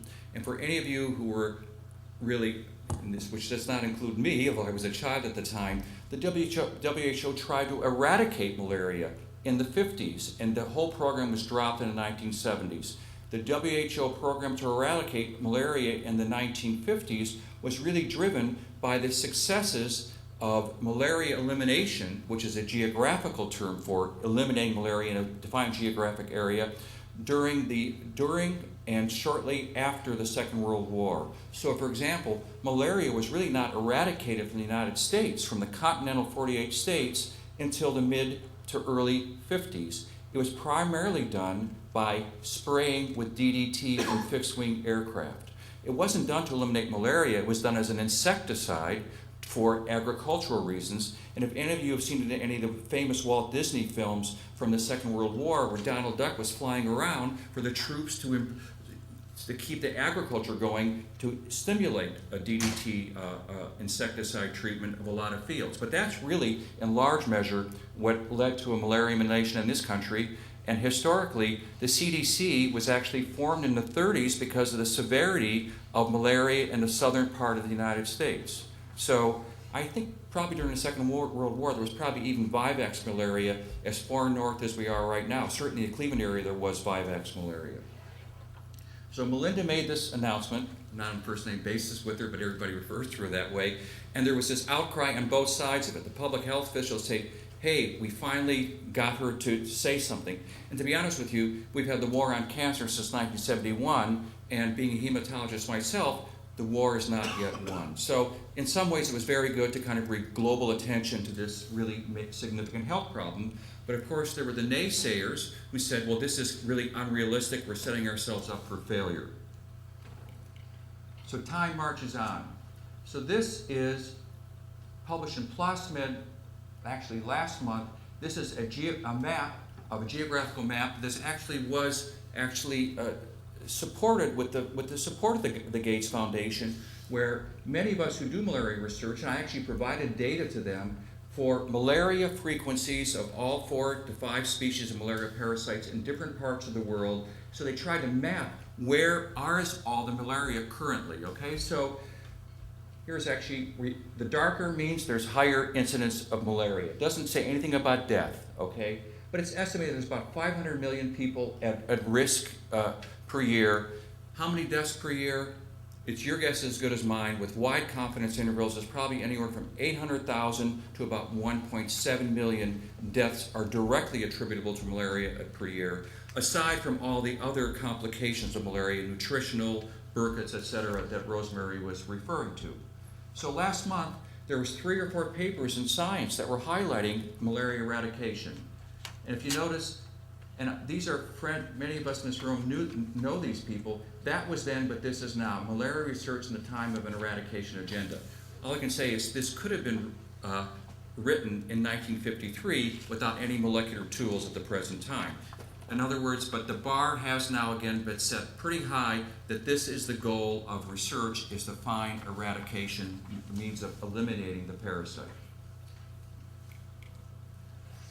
Okay, so this is a publication. This is again supported in large part by the Gates people and other NGOs. And this is a group that actually was formed at UCSF called the Malaria Elimination Group. And so they actually got together and created a map of the world where malaria was nearing elimination, where control was a rule. So when we're talking about elimination, we mean actually extinguishing infection so that the R0, so to speak, is less than 1. So an R0 would be is that if there's one person that's still infected with malaria in this room and there's any mosquitoes, if you let it go, we'll all be infected eventually. So you have to have a low enough frequency in infection so that you can't then transmit it through a mosquito to another person. So the growth rate is less than 1. The person-to-person transmission, in this case, there being an intermediate mosquito vector. So this is taken from this publication by Feacham, Phillip, and Target. So they divided this up into several phases. This is a so-called preparatory phase. This is where you get the epidemiology and look at the quality of data that you have. Where are we now? Is the frequency of infection 2%, or is it 10%, or is it 50%? Then there's the attack phase, okay? The attack phase means is, let's put in our interventions. And I'll show this in a slide or two, but basically the only interventions that we have now are reducing transmission through the mosquito by the use of insecticides. Insecticides by spraying them indoors where people may be sleeping, in the case where you have indoor biting mosquitoes. The fact is, in many parts of the world, the mosquitoes that transmit malaria are not exclusively indoor biting, they're actually peri-domestic biting. So that's not going to work there. There's other ways you can do that. And then we have drugs, and drugs are a real problem.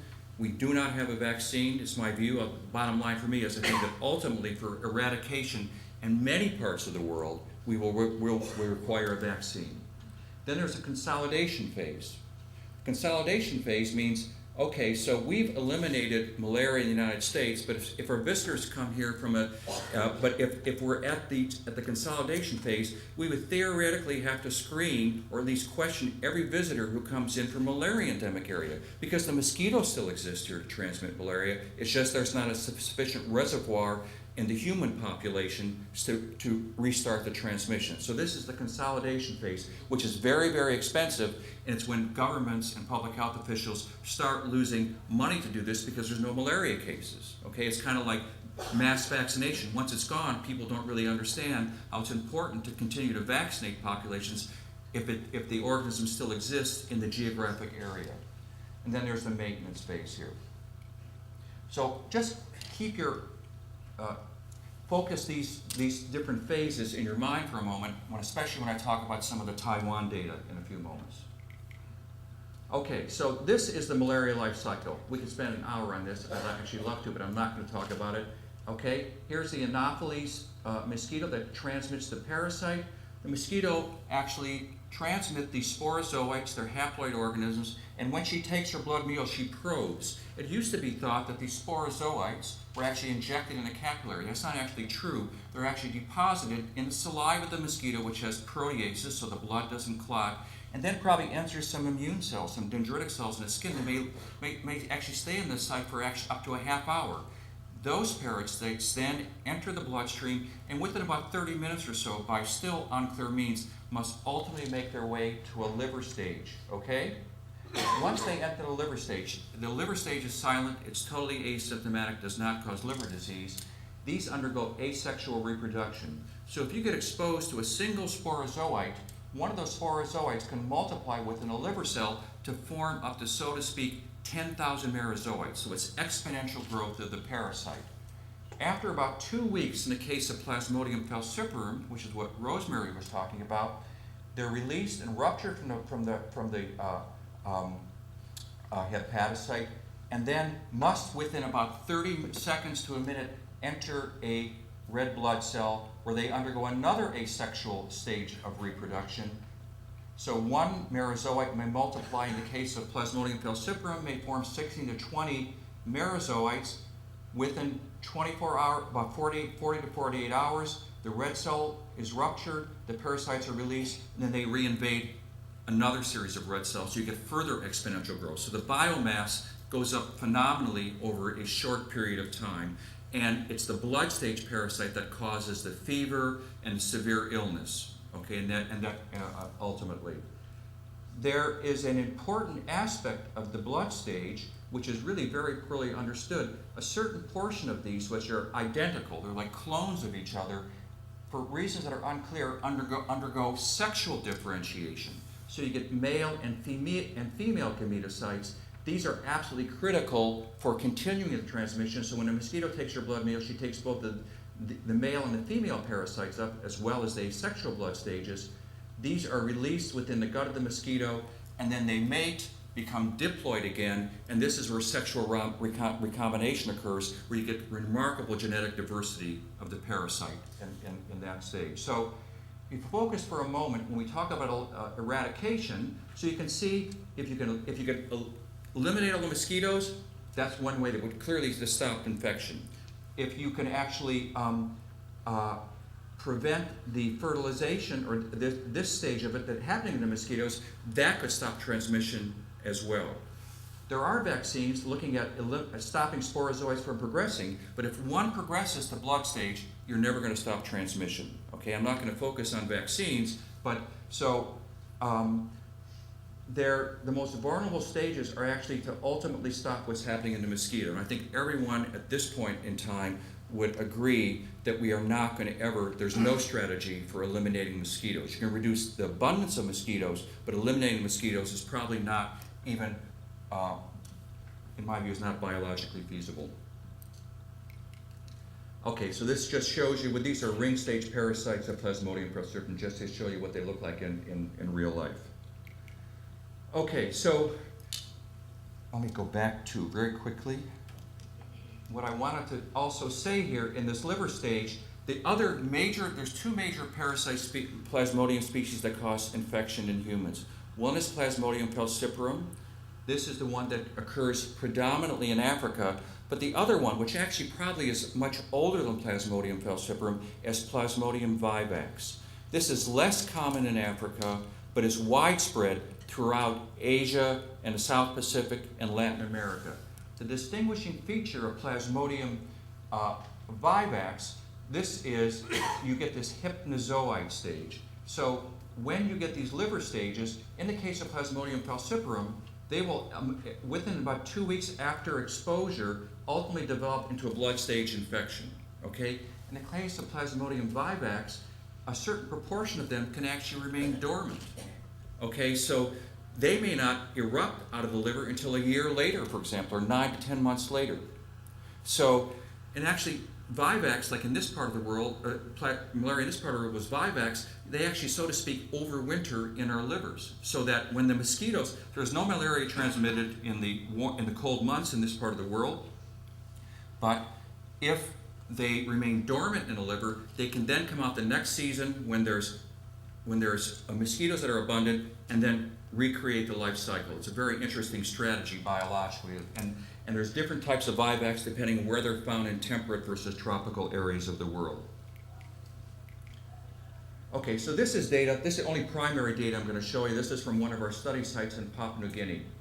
If I just focus, for example, this is a PCR-based assay of looking at the prevalence of infection for, this is for, let's see, Vivax versus, okay, so this is overall prevalence of infection for malaria. This is kids that are followed by repeated blood smears from the age of 12 months to the age of about 14 months. Here you can see that significantly earlier in life, there's significantly more Vivax infections than there are falciparum infections. Okay, so both these parasites are transmitted in Papua New Guinea and throughout many parts of Southeast Asia. And this is infection rates, and then what Rosemary was referred to, and this distinguishes infection versus disease. Here's incidence of disease. You can see that the age curves here, as the peak incidence of disease related to Plasmodium falciparum infection on blood smear or by molecular diagnosis is at about 20 or 24 months. Interestingly here's Plasmodium vivax. The peak incidence of disease related to infection occurs earlier in life. And we've actually done studies on this. This is thought to be thalassemia, which we think of as a disease, which is underproduction of beta globin chains, may actually increase susceptibility to Plasmodium vivax infection. This is teleological reasoning, but this may be because there may be some cross-protection. For a non-lethal form of illness, due to Plasmodium falciparum, if you first get exposed to that during early childhood, if you have an increased susceptibility to it, it may protect you against more severe illness and death related to another coexisting malaria species, Plasmodium falciparum. But the point is that really the dynamics of these two infections are quite different, and we could talk, if we want, or in the question period, about why this might be occurring in terms of the mosquito vectors as well. Okay, so what do we currently have? Okay, so we say we're going for elimination and eradication. What do we currently have? These are the major methods, and this is actually being supported in many developing countries now by the Global Fund. This came out of the G20 conference. Different donor governments promise more than they're actually giving now, but there is really a start for this. And this is occurring throughout sub-Saharan Africa and Southeast Asia and in parts of Latin America. Here's indoor residual spraying. It isn't using DDT, although in some places they can use other insecticides that are sprayed indoors. And what you do is that you have these insecticides on the inside walls of these huts, and it really depends on the nature of the material that's being used and how long they'll stay there. But the operative word is residual spraying. You can't do it every night. So the mosquito lights on these after they take a blood meal, and what it doesn't immediately kill the meal, it decreases their lifespan, even by 20 to 30%. So their reproductive potential is reduced, the length of time that they live. Perhaps more popular are insecticide-treated bed nets, and now we have long-lasting insecticide-treated nets. This is really something that this conference is all about. These long-lasting insecticide-treated nets are really an engineering feat. So they're actually dipped in insecticides, and actually they don't have to be redipped for 4 or 5 years, and they can be washed because they smell after a while. But one of the issues is how frequently will people actually dip the bed nets? And these are all now, through the Global Fund, generally are not sold anywhere in impoverished developing countries. They're actually given and they're distributed in these areas. The problem is, of course, do people always use them? That's really a sociological issue. The other issue is very rapid treatment. A big problem in developing countries is actually someone who knows how to look at a microscope slide and prepare them properly so they can actually say whether it's malaria or not. But now we have rapid diagnostic tests which are related to different Plasmodium proteins that are specific for malaria species. So you can someone can go to a relatively a place that doesn't have light microscopy, get a blood smear done. You have a fever. You're positive for falciparum infection or Vivax, so there's fewer tests for Vivax, and then you're given drugs. And this case is called artemisinin combination therapy. So one of the big problems with malaria is this parasite evolves with a generation time, for example, of about a month. Our generation time is about 20 years. They rapidly can evolve resistance against drugs. So chloroquine in most parts of the world, which was the mainstay in the 40s and the 50s, is no longer useful in most parts of the world. And the newest drug is artemisinin-based drugs, which are very rapidly acting drugs in combination with another drug, and that is variable depending on the part of the world that you're talking about. So this is a study that was published about 2 years ago in The Lancet, and this is from Kilifi. Rosemary showed you a map of Kenya.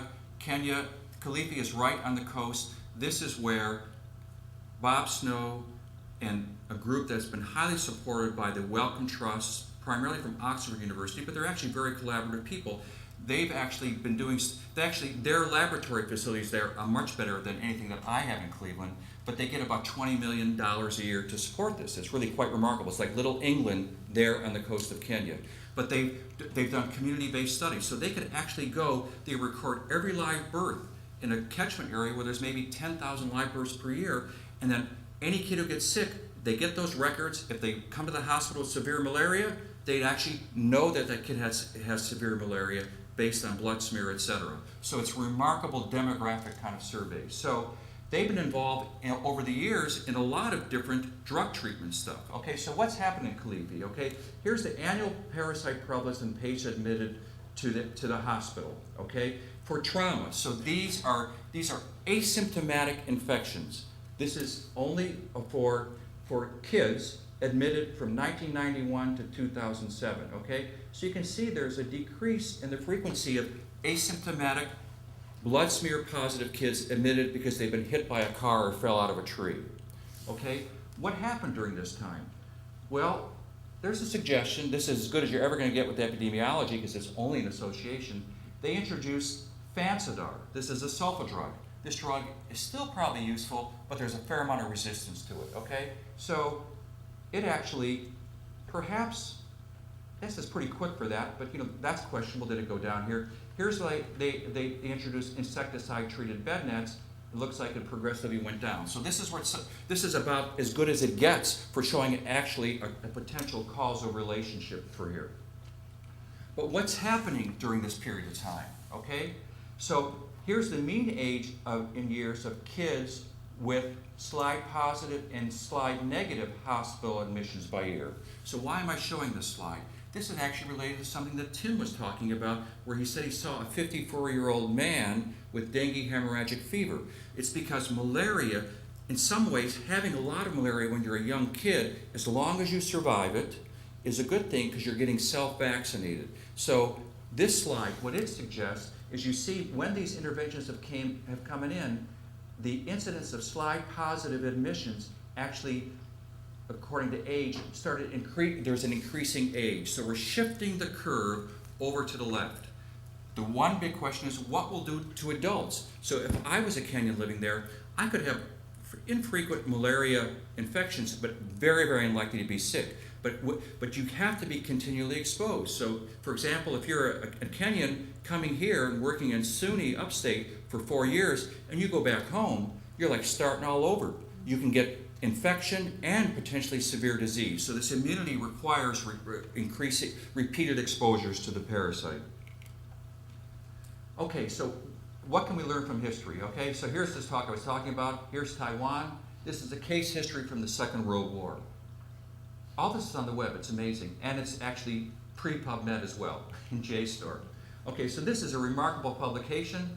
This was, I took a lot of these data from the May 1991. This is a book that's available on the web. And there's a paper that was published in the Bulletin of the WHO going over malaria control and eradication in Taiwan from 1952 to 1957. Believe it or not, there's no author on this paper. It's the malaria group that's doing it, and they have a list of all the people that are doing it. The paper is 58 pages long, okay? So, but there's a lot of primary data in it. So what they showed, here's this, what I talked about is the preparatory phase, okay? So what they did is they used the Japanese model. And what the Japanese did actually during the war, and actually even before the war, they used They used DDT treatment and mass treatment with drugs. The drugs then were Atabreed. Okay, they weren't, even chloroquine wasn't around at the time. They did the same thing then. And a certain confluence of events occurred in Taiwan at that time. After the devastation of the Second World War, the Rockefeller Foundation got very much involved in this. And the U.S. military got involved. There was a lot of aid to go to control malaria in Taiwan. And I think, you can correct me, I think that Taiwan was occupied by Japan for many years before the Second World War, if I'm not mistaken. So, but there were people thinking about this type of thing at that time. Okay, so here's their interventional phase. They did island-wide indoor residual spraying with DDT. That was the best drug, okay, the best insecticide. They applied them one time per year for all households in affected communities. These were hundreds of thousands of households in Taiwan. The community acceptance was really high at the beginning. And it really, interestingly, here's a lesson. It wasn't related to malaria necessarily, because it rid them of bed bugs and all these nuisance type insects, which we can all relate to, okay? But people didn't necessarily see this as related to malaria control. Then there was resistance in indoor residual spraying. Why was that? They started killing cats and stuff like that because they were licking the insides of the things. This is a very typical thing that happens in many public health programs, okay? So here's an example. There was these spraying squads that were sent out and doing the indoor residual spraying. And then really remarkably, and this would never happen in Cleveland, and I think probably would not happen in Taiwan today, they would go around and do mass bleedings of 100 to 200,000 kids every December the 26th to see who was infected, to see where the infections still were, and if there was infections there, they would treat these people, okay? They did this kind of thing in Japan as well, where people were very cooperative with this kind of thing. So if I can just briefly show this, here's the darker means the higher incidence of malaria, okay? You can see it here. You can see there's much less dark here. Only 2 years after DDT spraying began. So it was a very, very focused program aimed at eliminating malaria. For the sake of time, I think I'm going to skip over this.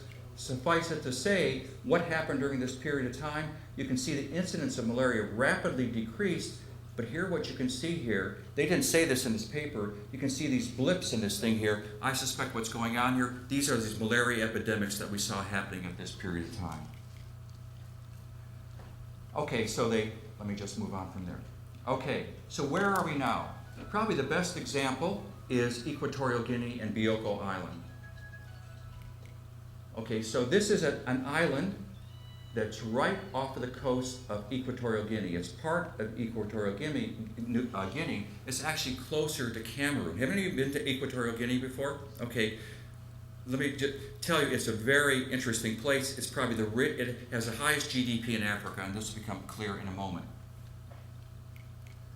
Okay, so what they did, starting in 1999 on Bioko Island, this island that's off the coast of Equatorial Guinea, they put window traps installed in all windows. These are insecticides that are in the window traps.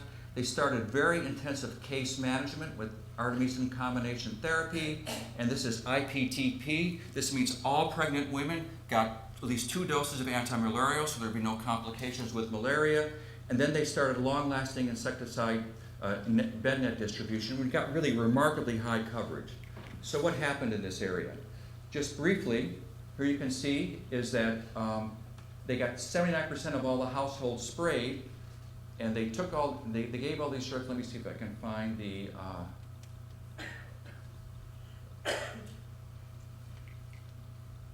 Okay, so they had high frequency of compliance. They treated with SP for in pregnant women. And what happened during this period of time? You can see that first of all, the infection rates remarkably decreased from 42 to about 18% over 3 or 4 years. And actually, most importantly, the frequency of people with fevers related to malaria decreased, as well as transmission. Perhaps more importantly, overall child under 5 mortality was reduced drastically from 122 to 186 cases per 1,000 kids to 38 to 77. It wasn't necessarily all malaria related, it was all-cause childhood mortality, which is really the goal of these kind of programs. Okay, can these successes be achieved in other malaria endemic areas of the world? So the person who presented these data was a South African guy who works for the London School of Tropical Medicine and Hygiene, and he lived on Bioko Island, and he was the first to say, we did really pretty good, but he doesn't think that this is the model that really will work when you look at other parts of the world. And the primary reason is that this was totally supported by Marathon Oil.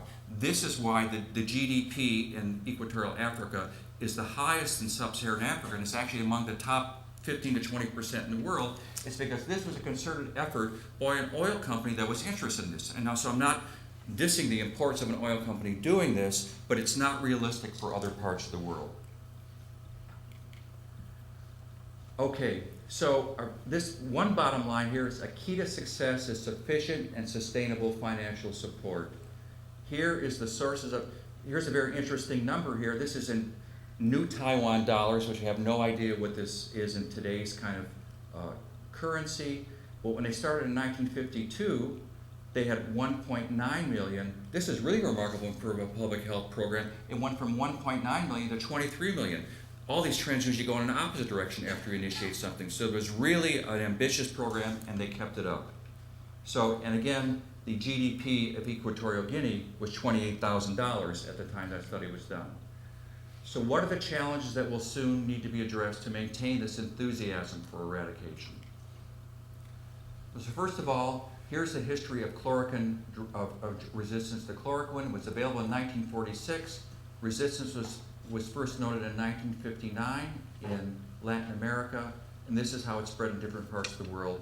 Except in very few areas of the world would we use chloroquine as a first-line treatment for falciparum malaria. Sulfadoxine pyrimethamine became available in the 1970s, and by the late 90s, resistance was present in most parts of the world. So this very quickly evolved. Okay, so when we look at this kind of thing in other areas of the world, it's really all types of malaria resistance have really expanded in many parts of the world. Fortunately, what's come to bear now is artemisinin, which is a really remarkably new drug, very quick acting. Then you combine that with another slowly acting drug to potentially limit the emergence of artemisinin resistance. But this is from a paper last year in the New England Journal of Medicine by a Thai group. And I won't go through the primary data, but what we see here is we now have both parasite resistance and clinical resistance to artemisinin, particularly along the Thai-Burmese border where artemisinin is not well regulated. This is the story that we see with antibacterial agents in this country, is the unrestricted and widespread use of it. So I think it's only a matter of time until we see more significant artemisinin resistance, and I hope I'm wrong about that, but I think it's likely to occur. So the other challenges are that we know that a lot of mosquitoes have become resistant to DDT during the eradication era in the 50s and 60s. There's the latent liver stage, the biology of Plasmodium vivax. One thing with vivax is we do not have really foolproof and universally safe drugs to kill the latent liver stage for vivax. It's a unique problem, but it really is probably going to be the major things that we'll face in really ultimately eradicating Plasmodium vivax malaria. We don't really know what the tools are to know where we are. How do we know when to stop these programs? Or how do we know when to stop monitoring for new infections coming in? We really don't understand that. Those are both mathematical questions and biological questions. I think that's part of one of the notions of this NIH program, is to kind of answer those things. And of course, like all these public health problems, I showed you that wonderful decrease in malaria morbidity in Bioko Island as well as in Kilifi. But if you go 500 miles west of Kilifi to the Democratic Republic of Congo, malaria there in many parts of Congo, of the DRC, is probably similar to what it was like in the 1950s. So all these natural disasters, political instability, terrain and ecological and demographic changes will also pose challenges. And I'll stop there. Thank you.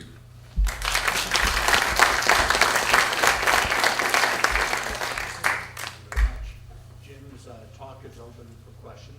Are there any questions? Yes, Greg. What are the implications of eliminating species?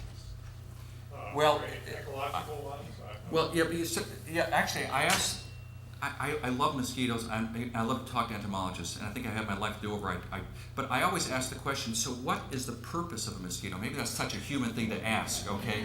But I suspect they're involved in some pollination kinds of things. So they've clearly evolved for something. But it comes up, I think the implication is is financial and political. I mean, if I can answer that question in the most serious way I can think of it, in the sense that, for example, we now want to eradicate polio.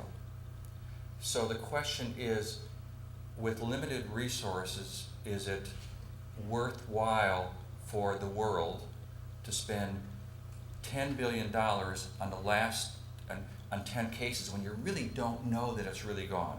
And then, of course, with polio now, I'm switching the subject a little because I don't have an answer for malaria, but the implications is you don't know how long you have to go. And so in limited resources, you that money might be used for something. The science might be put to better use, and the money might be put to wiser use. So I think that means that if that's our goal, because actually control, if you can get rid of the disease, that's still pretty doggone good. So that shouldn't, but especially when you look at the science of it, the politicians may see you have to promise them eradication in order to get sustained funding. And sometimes it's not really realistic. And that, I guess that's my best answer I can give to that, Greg. Other questions? Yes, Rosemary. In the study within Khalifa and also Bioko Island, that as they delayed the age of infection, is there studies on the immunology? So does that, by putting off the infection until a little bit later, right? It's just based on antibodies. This is what the grant is that we're talking about. That's what we'd like to study in Kisumu. But it's a tough question because you have to have archival samples. You can look at clinical disease historically, but I think we don't know that. Because the problem is if you don't really eradicate the mosquitoes and it comes back now, one of the questions. That's the epidemic issue. Right, that's absolutely true. In fact, I've heard people who are much more knowledgeable in this than I am in terms of blood stage vaccines that now more than ever we'll need a blood stage vaccine because as we go towards really marked reductions of elimination / eradication, we may need to start vaccinating adults, which we never even conceived of before because the targets for vaccines were the most vulnerable population were the under 5s, but that may shift it to a broader age group. Yes.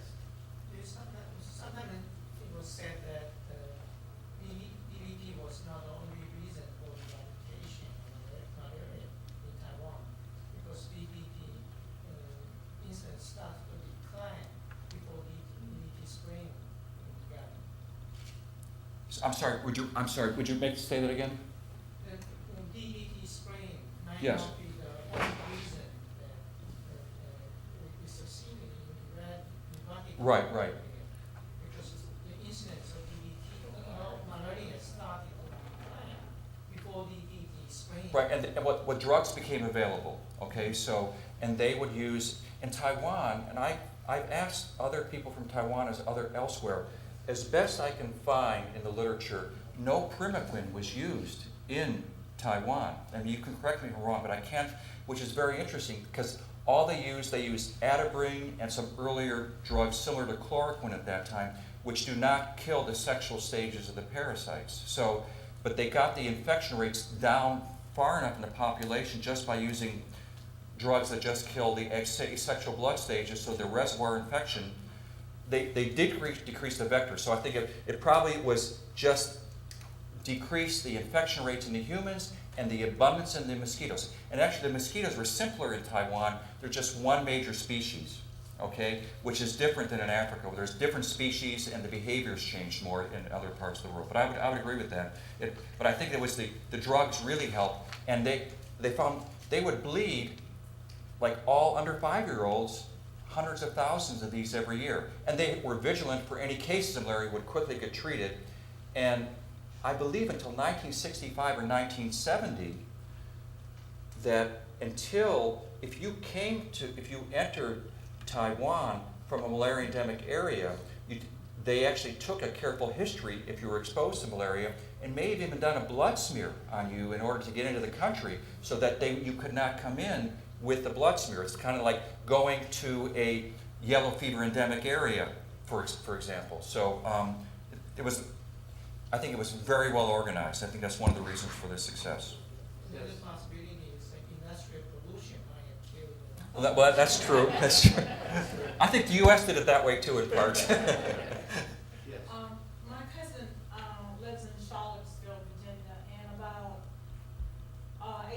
ago, he had encephalitis. Did he get that from the mosquito? Because Virginia has a lot of, I have a farm down there, we have a lot of mosquitoes. Encephalitis, I think his brain's, he almost died, his brain swelled up. Well, Did he get that from the mosquitoes? yes, but not from malaria, but it could have been a mosquito, but there's other kinds of, it probably was a viral encephalitis is my guess. There's some that are transmitted by mosquitoes, but you can get viral encephalitis from not a mosquitoes. Okay, so I can't speak to that specific case, but usually in an adult when they get encephalitis, there's multiple causes, but it's likely viral. In unusual circumstances, including in Virginia, it can be transmitted by mosquitoes, but there's other kinds of viruses that are not transmitted by mosquitoes that you can get encephalitis from as well. Steve? So this is actually maybe a question along the lines of Greg's, but in a different twist. So has anybody ever studied sort of the long-term impact, given that the insecticides that are being used, I'm assuming are likely carcinogenic, you sort of have a trade-off. So in the near term, you're killing the mosquitoes, but you're exposing kids under the nets and people to this insecticide load, i.e. like DDT. What's the long-term consequences? What's the economic impact? So, I don't know if there's any toxicologists here, but as part of my talk, which I took out the slides, I actually looked up the literature as best I could find it on DDT. Okay, because that's the hot button issue. You know, Rachel Carson and the Silent Spring and the thinning of the bird eggs and stuff like that. Is that there is some epidemiologic evidence, but not very hard to suggest that there may be some reproductive toxicity for DDT. I'm not aware of any carcinogenic stuff, and I could certainly be corrected on that because it's not my area of expertise. But actually, you know, they use permethrin now and stuff. I'm just not aware of any evidence. And that doesn't mean, you know, you can never prove the negative. It's like getting a drug through FDA. Is it cause any problems in pregnancy? And, you know, I just don't know of any hard evidence of any insecticides that we're currently using that are carcinogenic. And the reproductive toxicity is, to my knowledge, that's where the questions mainly lie for human long-term use. And the way that DDT is being used now is not going to get into the groundwater and stuff the way that DDT was used historically. It was a big political issue because you can't manufacture DDT in this country. You know, it's made in South Africa. South Africans have been using it in South Africa and in their previous colonies for many years because they were not under sanctions to do so, and they needed it for malaria control. So it was very controversial and took a lot of politics to actually get WHO to start using it again, even though they wanted to use it. Good question. Thank you very Thank you. much.